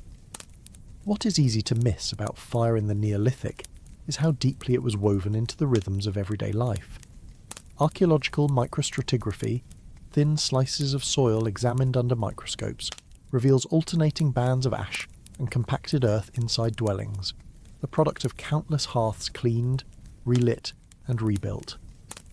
In some settlements, ash layers are so thick that archaeologists suspect they were deliberately recycled as flooring material, soft underfoot and absorbent. Ash itself was not waste but another resource. It could be spread on middens to discourage pests, used as a mild abrasive in cleaning, or mixed with animal fat to produce rudimentary soaps. Even the byproducts of fire became part of the toolkit, extending its reach into domains that leave no obvious artifacts. We also see that fire structured the social landscape. A hearth was rarely just a source of heat. It was a gathering place, a centre around which architecture was often oriented. Excavations at sites such as Skara Brae in Orkney show houses where the hearth was positioned at the exact centre of the room, anchoring not only the physical space but also daily routines. Cooking, crafting and storytelling all radiated outward from flame, and it's easy to imagine that fire also carried symbolic weight, even if its traces are material rather than mythic. The practical tool thus doubled as a social instrument, binding groups together in warmth and light. Beyond the household, fire influenced the tempo of work. Charred residues on flint cores suggest that people sometimes annealed stone in bulk before napping, effectively creating a shift of heated material ready to be worked while it was still warm. This practice implies planning and time coordination, as fire had to be managed across hours or days to maximize efficiency. The technology of fire therefore encouraged foresight, introducing new dimensions of labour organisation in communities that were beginning to grow in size. Another underappreciated role of fire lies in preservation. Smoking meat or fish over low flames extended its shelf life, a crucial innovation for groups balancing the uncertainties of farming with the reliability of wild harvests.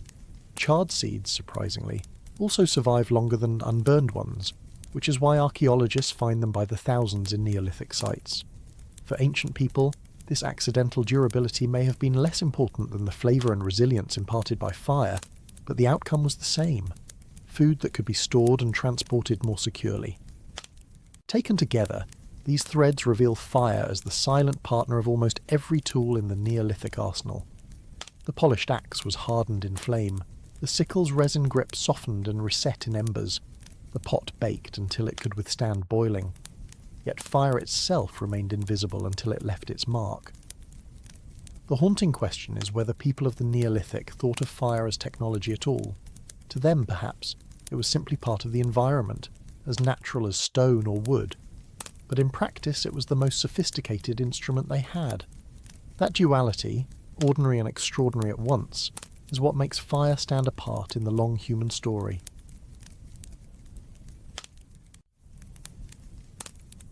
When we think of the Neolithic, we usually picture stone tools, pottery, or polished axes. But perhaps one of the most profound changes in daily life came from something far less durable: threads and cloth. For millions of years, hominins protected themselves with little more than hides, skins, and furs. These worked well enough in Ice Age environments, but they were limited by the body of the animal itself. A hide was heavy, stiff, and difficult to shape, and while scraping, cutting, and sewing could make it more manageable, there were hard limits. Then, sometime after the last Ice Age ended, humans began twisting fibres into thread, and from there, thread into woven cloth. The moment people learned to spin and weave, they opened the door to a technology that was as transformative as fire or stone. The earliest hints of this shift are frustratingly indirect, because textiles rarely survive the damp and bacteria-rich soils of most archaeological sites. Instead, we find impressions of woven cloth in clay, charred scraps preserved by fire, or more often the tools of the trade, spindle whirls for spinning fibres into thread, loom weights for keeping tension on warp strings, and bone or antler tools used to beat wefts into place. At sites across Europe, the Near East, and even parts of East Asia, these artefacts begin to appear after about 10,000 years before the present, a time when communities were already experimenting with settled life. The oldest direct evidence of woven cloth comes from fragments of flax fibres in caves in modern-day Georgia, dating back nearly 34,000 years, but these seem to represent experimentation rather than full adoption. It was only in the Neolithic that textiles became routine. Linen spun from flax stalks was among the first. It was light, flexible, and could be grown in the same fertile river valleys where early agriculture flourished. Equally important were animal fibres. Sheep were initially kept more for meat than wool, but selective pressures eventually favoured woollier breeds. When humans began shearing and spinning wool, they gained a fibre warmer and more elastic than linen. Nettle fibres too, now overlooked, were used in parts of Europe, producing surprisingly durable cloth that did not require cultivation. Spindle whirls, often made of baked clay or stone, tell us not only that thread was being spun, but also that spinning was systematic, standardised, and specialised. Each whirl carried its own weight and diameter, which controlled the thickness of the yarn. This was not a casual task, but an industry in miniature, with communities investing time and skill to perfect the conversion of raw fibre into workable thread. Loom weights, which appear in Neolithic villages in southeastern Europe and the Near East, reveal that people had moved beyond hand weaving and were constructing upright looms to produce longer, wider textiles.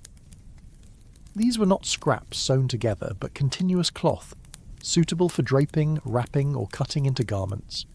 The implications went beyond clothing. Woven textiles meant lighter, more portable protection than hides. They could be layered in different thicknesses, adjusted for seasons, or tailored for the body. This was the beginning of clothing as a flexible second skin, one not limited by the size or shape of an animal. With weaving, garments could also be replaced more easily. If a cloak wore thin, it could be patched with scraps of the same fabric. If a cord frayed, it could be retwisted. This flexibility may have allowed communities to extend their reach into environments where hides alone were impractical, such as wetter lowlands where skins would rot or become heavy. Socially, textiles may have introduced distinctions in status and identity long before overt decoration appeared. Some cloth required more labour than others, and finer yarn meant more spinning, more time, and therefore more value. Archaeologists have found spindle whirls decorated with simple patterns, suggesting that even the tools of textile production carried a sense of craft identity. To wear woven cloth was not just to stay warm, it was to display membership in a community that had mastered this delicate and invisible technology. The haunting question, then, is whether weaving was recognised as revolutionary by the people who first practiced it, or whether it crept quietly into daily life, one twisted fibre at a time. Was there a moment when someone looked down at their woven cloak and realised they were wearing something no other animal on Earth could produce? Or did it simply feel like another ordinary task, one more step in the long list of chores required to survive? Either way, the loom and the spindle quietly redefined what it meant to be human, setting the stage for everything from trade networks to social hierarchies in the millennia to come. If the archaeological traces of weaving seemed fragile, the cultural consequences were anything but. The introduction of textiles reshaped not only how people dressed, but also how they organised labour and time. Spinning and weaving were slow, repetitive, almost meditative activities, and their very slowness meant that they structured the rhythm of daily life. Unlike hunting or chopping wood, which were episodic bursts of energy, spinning could be done while sitting, walking, or even while watching over children. This distributed the skill widely, embedding it into households and creating knowledge that moved along generational lines. Archaeologists suspect that textile production was one of the first arenas where skill specialisation arose, because not every hand could spin evenly, not every weaver could keep tension steady, and flaws in the work showed immediately. The global spread of textile evidence shows that this was not a single cultural invention, but a recurring breakthrough. In the Near East, loom weights appear by the 8th millennium before the present, paired with charred flax remains. In Central Europe, imprints of woven basketry and cloth have been found pressed into the clay of early pottery, accidental signatures of vanished fabrics. In Japan, the Jomon people twisted plant fibres into cords that decorated their ceramic vessels as early as 14,000 years ago, evidence that cordage and cloth were already part of the unrecorded toolkit. Even in the Americas, preserved fragments of twined plant fibres from Guitarrero Cave in Peru show that weaving emerged independently in the New World as well. The uses of textiles expanded beyond clothing. A woven sack could hold seeds, nuts, or dried fish more securely than a skin pouch. A net could capture birds in flight or fish in a stream, multiplying the yield of each foraging trip. A tightly spun cord could bind stone to wood, making tools stronger. In a sense, weaving was not limited to garments. It was a structural technology, giving humans the ability to tie, wrap, and enclose their world. The architecture of thread may even have inspired the architecture of buildings, because the logic of warp and weft mirrored the interlacing of reeds in wattle walls. Another underappreciated aspect is the role of textiles in warmth management within sedentary homes. Hides provided insulation, but they were bulky. Woven mats and hangings, however, could line walls, cover floors, or be hung across doorways to retain heat. A Neolithic house with textiles would have felt dramatically more livable than one without them, allowing smaller fires to suffice and extending comfort into seasons when resources were thin. In this sense, weaving was not just clothing, it was environmental engineering on a microscale. We cannot know whether the first weavers realised they were building the foundation of one of humanity's oldest industries, but from this quiet technology flowed much of what defined settled life. The loom and spindle connected households, bound communities in shared labour, and wrapped early humans not just in warmth, but in a fabric of new possibilities. If the first chipped stones were tools of survival, the polished axes, adzes, and chisels of the Neolithic were tools of permanence. For the first time in our long history, humans began to build with the idea that structures would stand not for days or weeks, but for generations. The toolkit of construction reflected this ambition. Groundstone axes were heavier and sharper than their Paleolithic ancestors, capable of felling trees with greater efficiency. Adzes, with their blades set at right angles to wooden handles, were used to smooth beams, hollow timbers, and fit joints more precisely.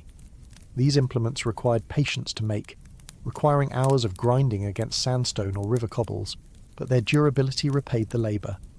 With them, humans carved out the literal framework of settled life. Archaeology offers striking glimpses of the scale of these early projects. In Jericho, by around 8,000 years before the present, people raised not only clusters of mud brick houses, but also a massive stone tower and encircling wall. Such constructions were not improvised. They required coordinated labour, tools to cut stone from quarries, levers and rollers to move blocks, and axes and adzes to harvest timber supports. The tower itself, with its stone staircase winding upward, suggests not only engineering but also an emerging sense of communal planning. It is hard to imagine such undertakings without a well-developed toolkit that was designed for cutting, shaping, and assembling materials on a scale never attempted by mobile foragers. At Çatalhöyük, in what is now central Turkey, another approach to construction appeared around 7,000 years before the present. Here, homes were densely packed, joined wall to wall, and entered from the roof by ladders. The absence of streets meant that rooftops themselves became pathways. To create such dense rectangular structures required a new kind of precision in shaping mud brick, timber and plaster.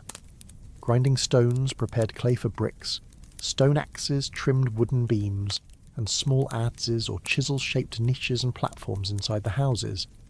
The toolkit of this early city was not one of occasional maintenance, but of constant repair, as roofs were resurfaced, walls replastered, and interior features renewed. The evidence from post holes, still visible in sites across Europe, shows that timber-framed houses became widespread during the Neolithic. At sites in Britain and northern Europe, archaeologists have uncovered longhouses, some stretching over 20 metres, built from rows of wooden posts carefully set into the ground. Such structures could not have been achieved with flaked stone alone. They required the grinding and polishing of axes capable of enduring the strain of repeated chopping. These tools reveal a shift not only in architecture, but in the way people envisioned their relationship with the landscape. Clearing woodland for posts, building houses aligned in rows, and maintaining permanent structures all marked the transition from temporary shelter to enduring settlement. The ingenuity extended to the smaller details of construction. Bone and antler chisels may have been used to cut fine grooves or carve decorative elements in wood and plaster. Cordage, spun from plant fibres, bound together wooden frameworks or secured thatching. Even mud brick itself was a technological advance, shaped with the aid of moulds, then sun-dried and stacked into load-bearing walls.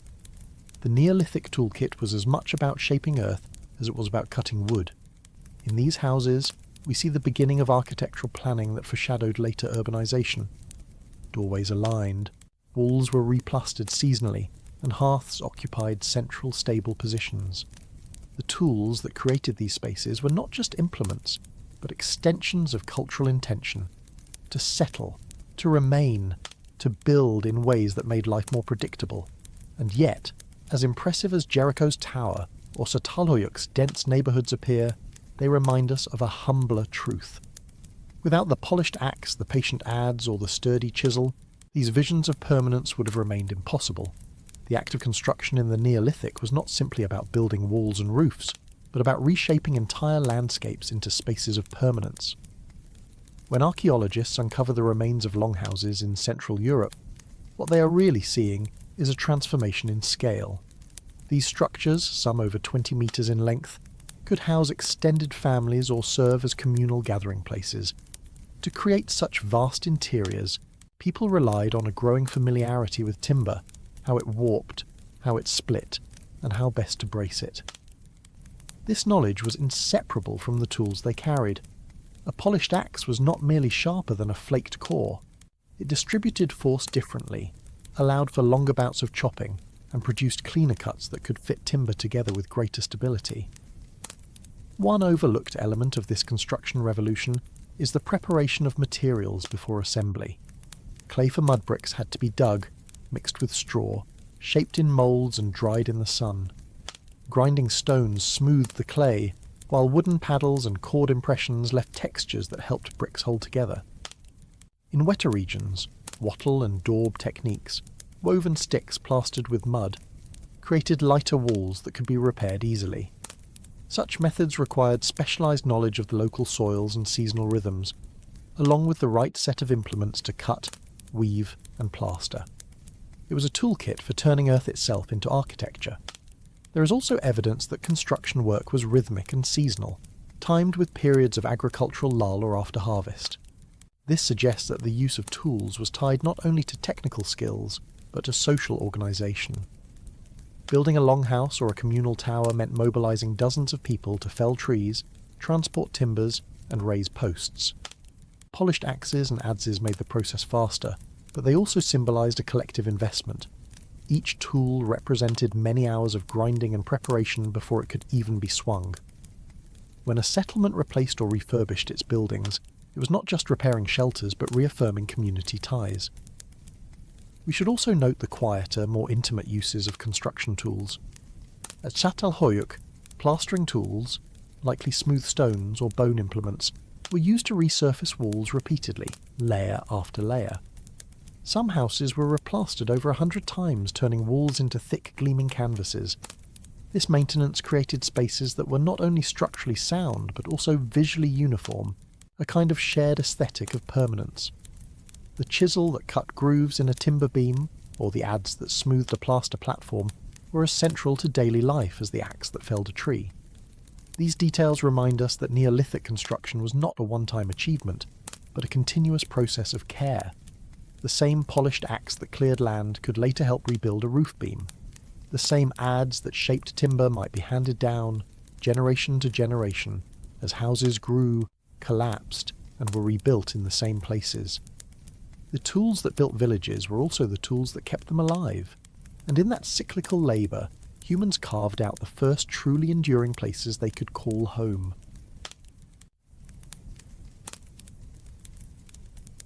Across the millennia of stoneworking, most tools were born out of necessity.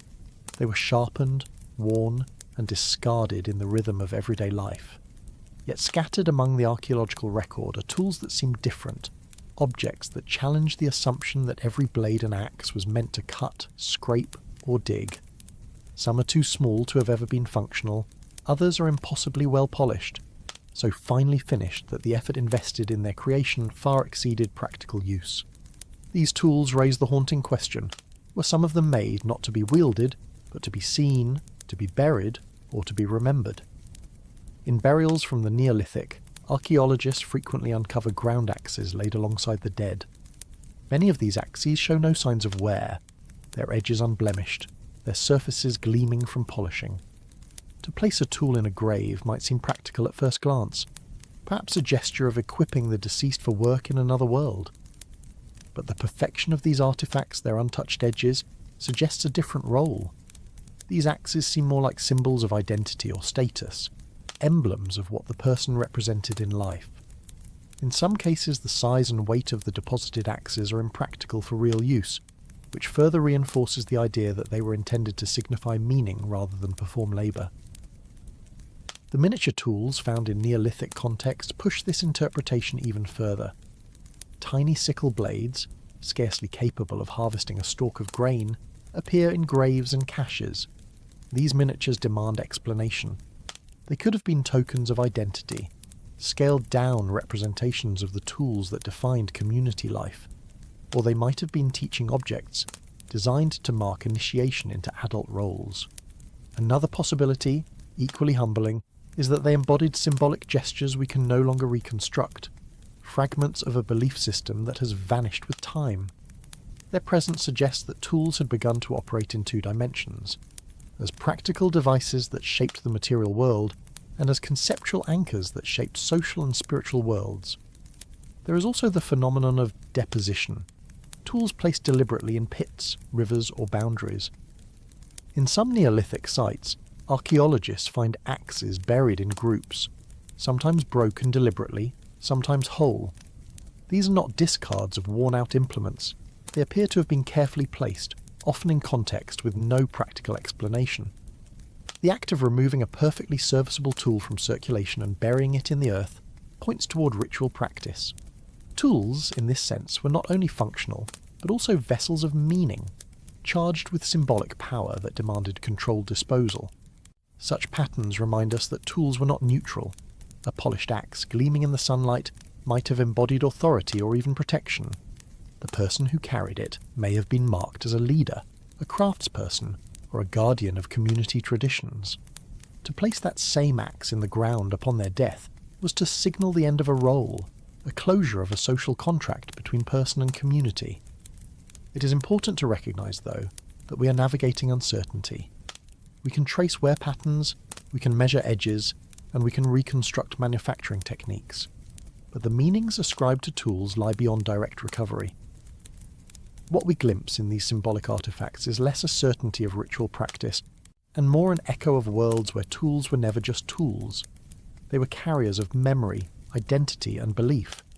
The Neolithic toolkit, therefore, was not simply a collection of practical devices, but a mirror of the human condition itself, balancing the need to survive with the desire to signify. When archaeologists attempt to make sense of these ritualized tools, context often matters more than the object itself. A polished axe found lying beside a hearth might be interpreted as a tool awaiting use, but the same axe, buried carefully under a threshold or deposited in a pit beneath a house floor, takes on an entirely different significance. In such cases, the act of concealment seems intentional, as though the tool was meant to serve as a foundation deposit, a hidden offering to protect the structure or bind a household to the earth it stood on. Similar practices appear across regions from Scandinavia to the Near East, suggesting that this was not an isolated quirk but part of a broader pattern of belief in the symbolic life of tools. In watery landscapes, another layer of meaning appears. At riverbanks and bogs, archaeologists have recovered stone axes that were deliberately cast into the water. These are not accidental losses. The placement is too consistent, the artefacts often too valuable to be discarded carelessly. To throw a tool into water may have been an offering to unseen forces, a way of marking territory, or a ritual of renewal.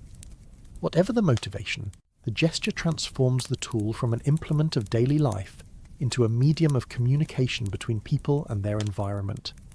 The very durability of stone may have reinforced this symbolism. An axe endures, and so its deposition might carry enduring meaning. Miniature tools, too, can be re-examined in this light. Some may have been charms, carried on the body as amulets. Their reduced scale did not diminish their power. Instead, it allowed them to be portable symbols of belonging or protection. Others may have been placed in children's graves, not because they were toys, but because they represented the roles the child never had the chance to grow into. In this way, miniature sickles or axes could embody unrealized futures, tools for lives interrupted too soon. Even the materials themselves may have mattered. Stone types that were difficult to quarry, that shimmered in unusual colours, or that produced particularly fine polishes might have been selected precisely for their visual or symbolic qualities. To grind a greenstone axe until it gleamed was not only to create a functional tool, but to draw out a property of the stone that resonated within cultural imagination. When such an object was buried or broken deliberately, the act was less about waste and more about transformation, returning something powerful back to the earth.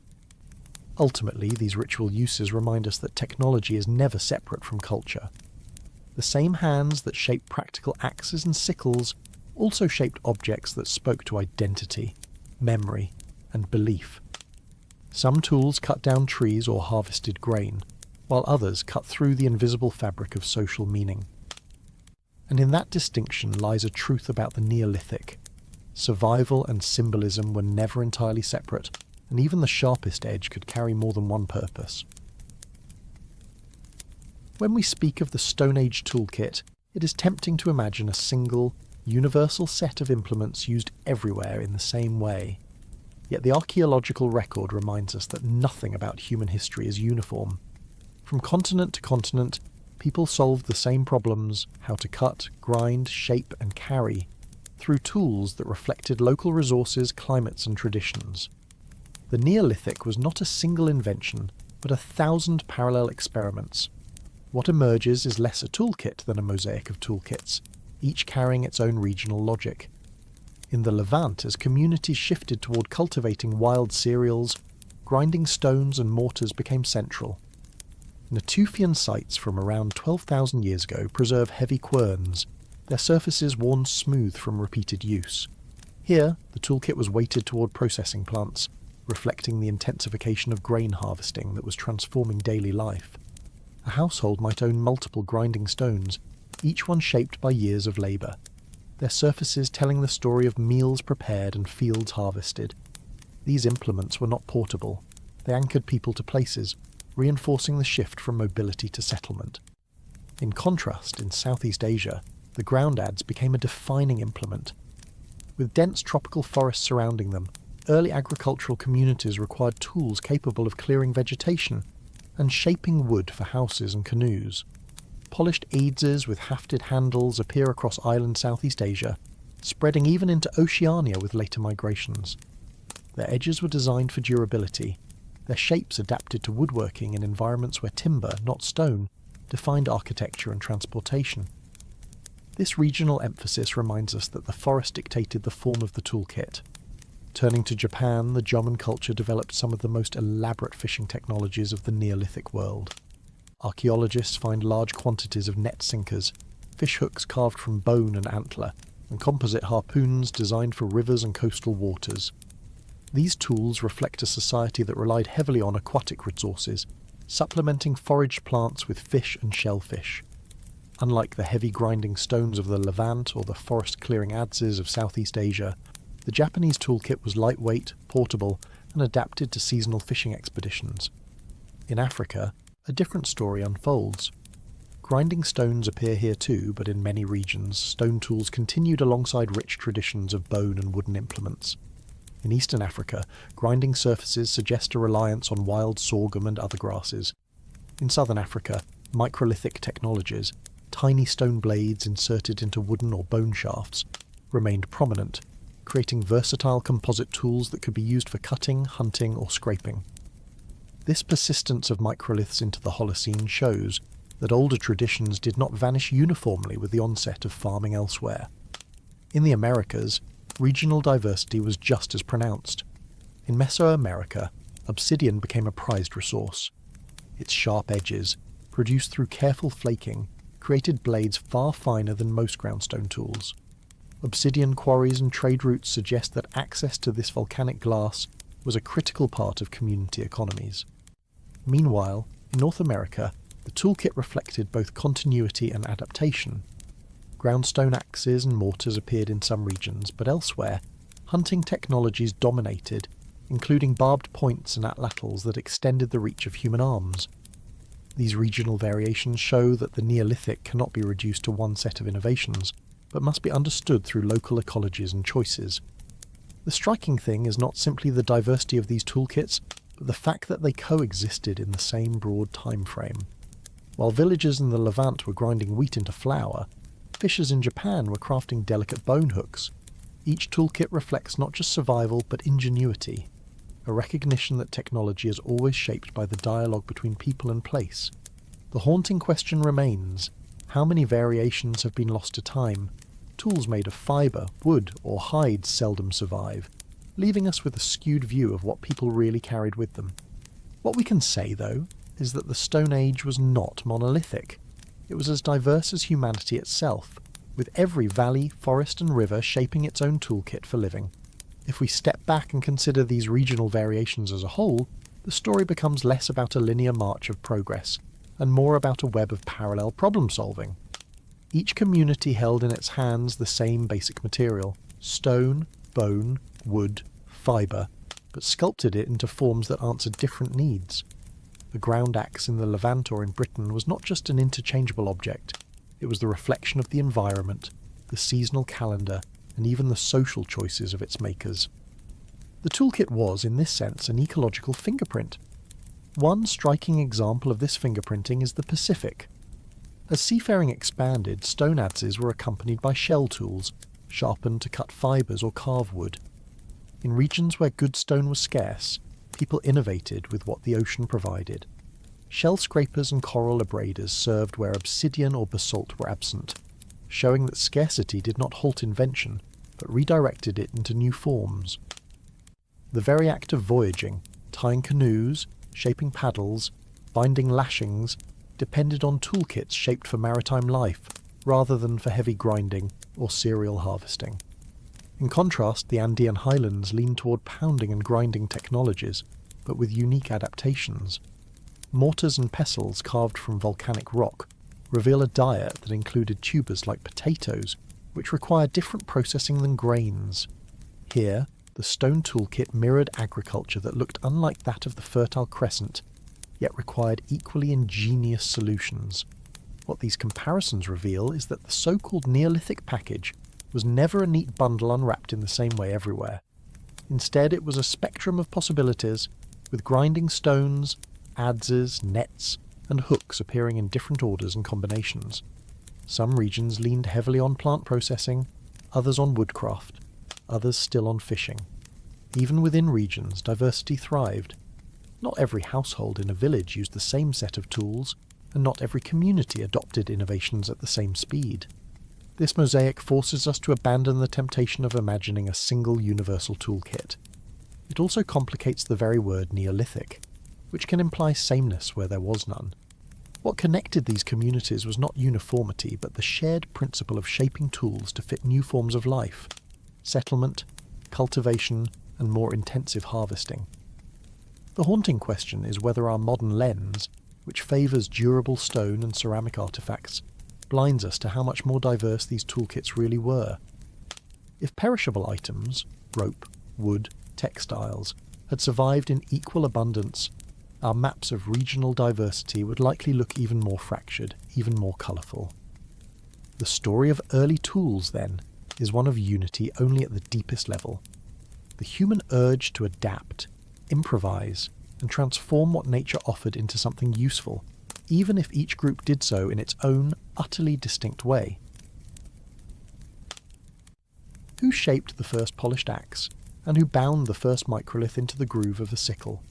We often imagine anonymous hands, but archaeology increasingly hints at patterns in who bore the knowledge, who trained others, and who carried the burden of production.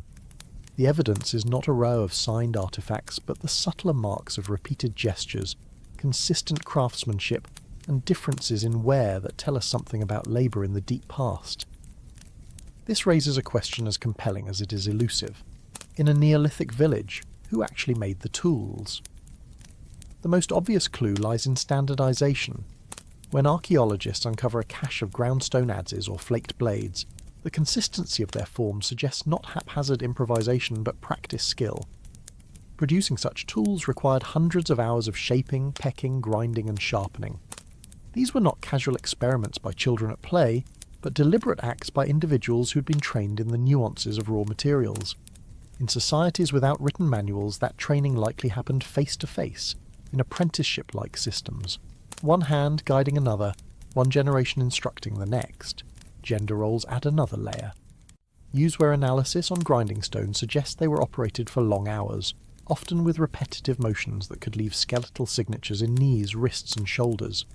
Some osteological studies of Neolithic burials show asymmetries in boneware, implying that certain tasks, perhaps grinding, scraping or weaving, were carried out consistently by particular groups, very likely women. Meanwhile, heavy adze work, quarrying and timber felling may have fallen more frequently to men, though this division was hardly universal. Ethnographic parallels remind us that in many societies, women knap stone as well as men, and children often practice tool-making long before they become proficient hunters or farmers. Microscopic analysis of stone flakes offers still more nuance. Some blades show neat symmetrical retouch that bespeaks experienced knappers, while others bear clumsy strikes, step fractures, or misangled blows, possible evidence of novices learning their craft. These flawed pieces, discarded near settlements, may be the silent record of apprenticeship. In this sense, every tool assemblage contains not only the polished signature of experts, but also the half-forgotten exercises of beginners. Communal effort also mattered. Large grinding querns weighing dozens of kilograms were not casually moved. Their creation and placement suggest cooperative labour, perhaps family units shaping and maintaining them together. Similarly, rope making, basket weaving and hafting required many hands, each contributing fibres, resins or bindings. Toolmaking was not always solitary. It was often a shared act woven into the rhythms of village life. Yet we must be cautious not to impose modern categories of specialisation. These were not full-time blacksmiths or professional carpenters. Toolmaking was embedded in survival itself, inseparable from daily life. The same person who carved a sickle blade may also have planted grain, carried water, or prepared hides. Expertise existed, but it flowed across roles, bound to seasons and needs. The haunting thought here is how much of this labour is invisible. We see the finished axe in a museum case, but not the countless hours of grinding on sandstone, the quiet murmurs of instruction, or the aching arms of those who turned raw stone into something sharper than bone. What survives are the objects, but what truly shaped them were the hidden hands, the webs of teaching, repetition, and shared toil that archaeology can only glimpse. If we try to imagine the social world behind the first toolkits, another layer of complexity emerges. Teaching was not only about passing down a technique, but also about passing down authority and memory. Some napping sequences, especially those used to create long, thin blades from carefully prepared cores, require such precision that mistakes waste precious stone. To teach that process would have demanded patience, trust, and a willingness to let younger learners fail with valuable material. This suggests that technical knowledge itself carried weight as a form of social capital, something that gave status to those who possessed it, and perhaps obligations to those who inherited it. The archaeological record even hints at group identities tied to tool styles. When we find clusters of settlements using the same characteristic pressure-flaked arrowheads, or similar patterns of grinding stones, it may not be coincidence. These shared designs could reflect communities bound by kinship or exchange, with recognisable signatures of craft marking who belonged where. For instance, in some regions of Europe, certain arrowhead shapes appear in long chains of villages, while nearby areas favoured completely different forms. The choices were not only practical, they were cultural statements, and those who made them may have understood themselves as part of distinct traditions. Children too likely played a role in this hidden world. Small flakes and incomplete tools scattered at the edges of settlements may represent not failed experiments by adults, but early attempts by youngsters imitating the actions of their elders. Just as a child today might copy handwriting before mastering the alphabet, these broken flakes could be the marks of learning through play, the invisible apprenticeship that ensured knowledge did not vanish with a single generation. It reminds us that toolmaking was not only a matter of survival, but also of continuity, of embedding skills into the next cohort of hands. There is also the question of time. Grinding a single axe head smooth could take days of work, and maintaining querns or pestles was a never-ending demand. These hours of repetitive labour shaped daily schedules, dictating when people could hunt, plant or rest. We might imagine the soundscape of a Neolithic village, the rhythmic tap of stone on stone, the scrape of flint on bone, the hum of conversations carrying through the labour. Each tool embodies not just ingenuity, but the lived hours of those who produced it.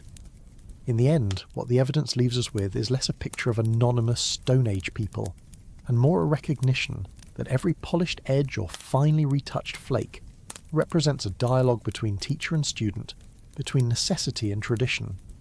The hidden hands of toolmaking remind us that technology was never impersonal. It was intimate, communal, and deeply human, an inheritance built not in workshops, but in the steady pulse of daily life.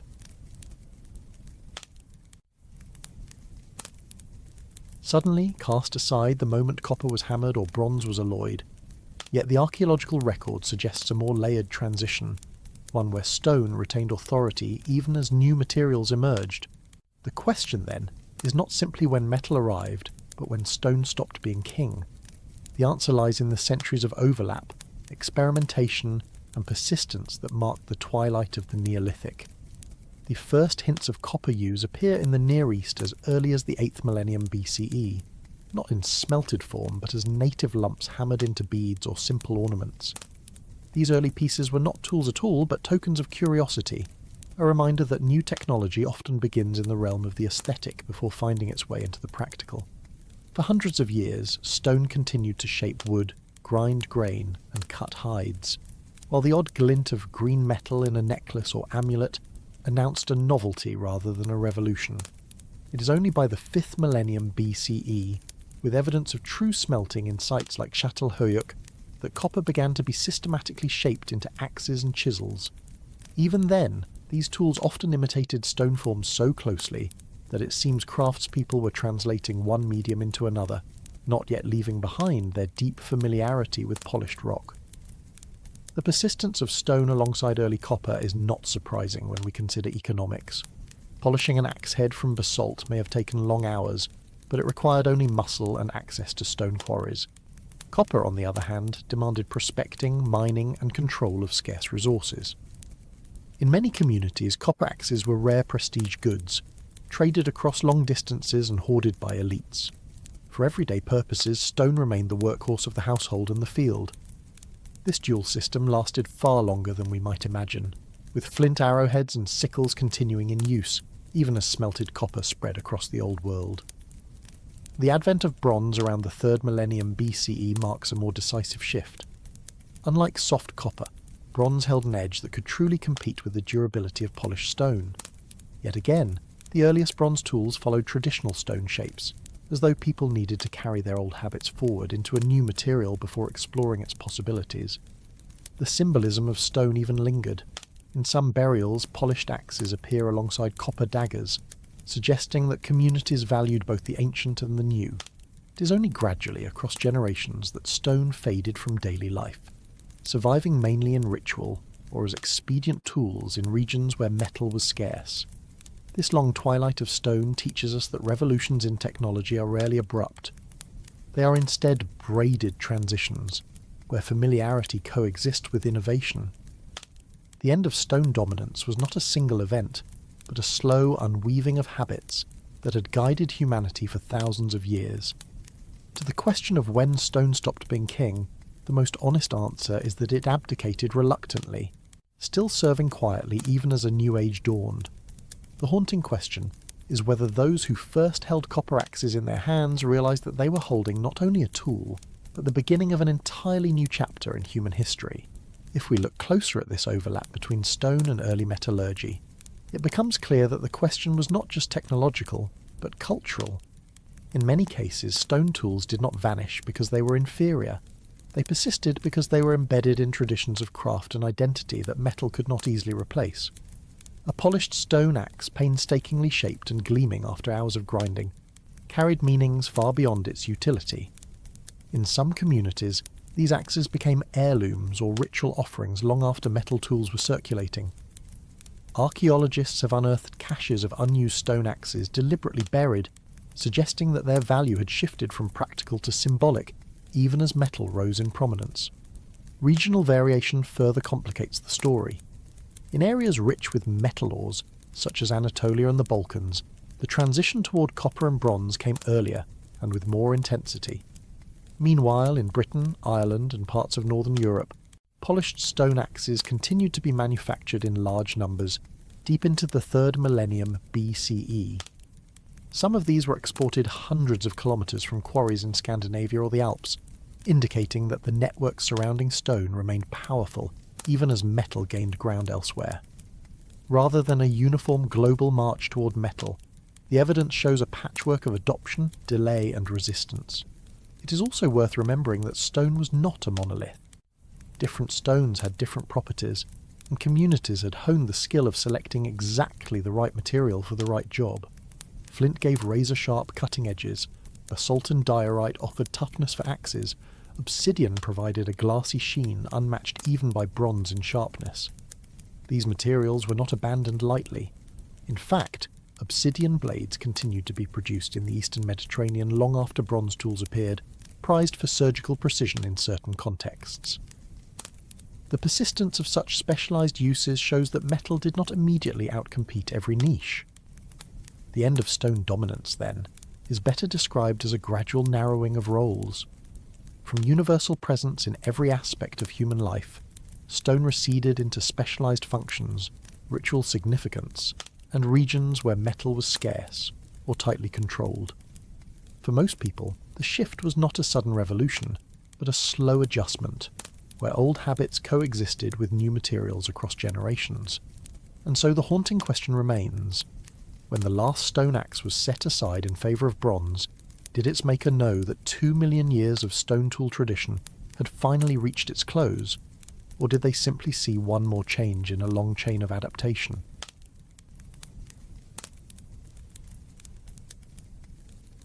When we pause to think about the first toolkit, it is tempting to imagine it as something lost behind us, a collection of chipped stones and worn wooden shafts lying in museum drawers or buried in the soil. Yet the truth is that we carry the echoes of those earliest tools in our daily lives, often without noticing. Every knife that slices bread, every hammer that drives a nail, every woven bag that carries groceries owes its existence to the quiet ingenuity of people who lived thousands of years before us. The continuity is less about the material itself, stone, bone, or metal, and more about the enduring human relationship with tools. That relationship has defined us for at least 2.5 million years and continues to shape us today. Knives are perhaps the clearest inheritance. The earliest flaked cores and blades of the Oldowan and Acheulean toolmakers were all about cutting, shaping, and carving. Whether we call it flint or steel, obsidian or stainless, the form remains the same, a sharpened edge held in the hand to transform one material into another. We may not quarry flint anymore, but we still reach instinctively for a knife to prepare food, to craft, or to protect. It is a reminder that the first toolkit was not abandoned, it evolved. Containers tell a similar story. Before pottery hardened clay, before gourds and baskets held water or grain, people sought ways to move and store the essentials of life. Today our kitchens are filled with glass jars, plastic bottles, and woven fabrics, but the principle remains unchanged. Survival requires the ability to carry, to store, to keep resources safe. The ingenuity that led to early basketry and leather pouches persists in the everyday objects we take for granted. Fire, too, remains central. We may now strike a match or flip a switch to call up its heat, but the multi-tool of flame has never left us. Cooking, hardening, illumination, all were part of the Stone Age toolkit, and all remain fundamental to human life. Our ability to wield fire shaped our bodies, our diets, and even our sleep cycles. In a way, the glowing screen on which these words appear is also a descendant of that first hearthlight, another form of fire harnessed to extend our senses. Textiles are another legacy. The first cords twisted from plant fibres, the earliest woven cloth from flax or wool still echo in the fabrics we wear.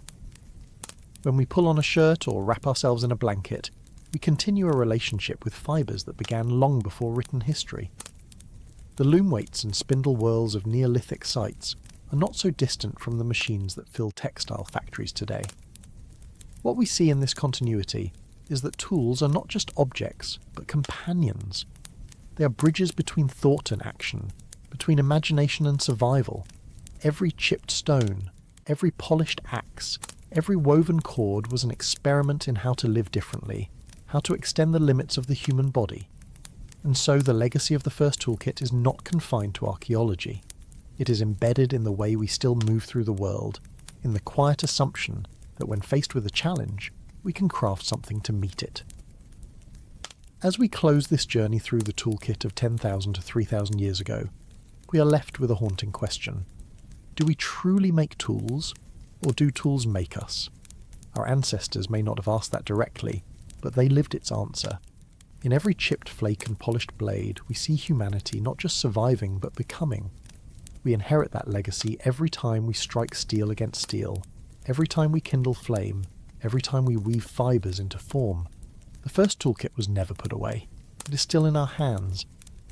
If we step back and consider the legacy of the first toolkit not just in terms of survival, but in terms of imagination, another layer of continuity emerges. Tools were not only about efficiency, they were about possibility. The very act of shaping stone or weaving fibres trained human minds to think ahead, to anticipate, to envision outcomes before they existed. A flint knapper had to visualize the strike before it happened, just as a basket maker had to plan the interlacing pattern before a vessel could take shape. That habit of projecting into the future is itself one of the greatest legacies of the Stone Age toolkit. We still practice it every time we design, every time we sketch an idea, every time we hold in our minds the shape of something that does not yet exist. There is also a social dimension that lingers. The making and sharing of tools were never solitary activities. Knowledge had to be transmitted, whether by demonstration, apprenticeship, or simply watching a skilled hand at work. The legacy here is the culture of teaching, the passing on of skills across generations. Today we may learn from books or screens rather than at the side of a master flint knapper. But the principle is the same. Human society is built on shared technique. The earliest stone and bone implements remind us that our survival was never just about tools, but about the networks of people who created and taught their use. Another enduring echo is the sense of identity bound up in tools. For Neolithic farmers, polished axes or fine grinding stones could symbolize membership in a community, or status within it. In our own time, tools still carry meaning beyond utility. The craftsman's set of chisels, the chef's knives, the surgeon's instruments, all are badges of skill and identity as much as they are functional objects. The Stone Age toolkit set the precedent that tools can define who we are as much as what we do. Even our language preserves the imprint of this long history. Words like cutting edge, groundwork, or hammer out ideas remind us unconsciously of the deep role tools play in shaping thought itself. The metaphors we use daily are echoes of stone edges striking sparks, of axes clearing forests, of mortars grinding grain. These phrases survive not because we need them technically, but because they carry the weight of shared experience across millennia. In the end, the legacy of the first toolkit is not confined to the archaeological record. It resides in our bodies, in our habits, in our language, and in the structures of our imagination. We are in many ways still living in the Stone Age, not because of the materials we use, but because the mental and social patterns forged by those first tools remain with us. The haunting question is whether we will ever step outside of that inheritance, or whether every new invention is simply another reworking of the same timeless impulse, to shape the world with what we hold in our hands. Thank you, fellow sapiens, for wandering this timeline with me, for drifting into deep time, for slowing down and remembering. If this helped you fall asleep, helped you study, or simply helped you step out of the noise for a while, thank you for being here. If you think more people should know this story, you know what to do. Like, subscribe, share it with the sapiens in your life, and tell me, are you listening before bed, while working, or somewhere in the world I can only imagine? And as always, stay curious, stay calm. I'll see you in the next story.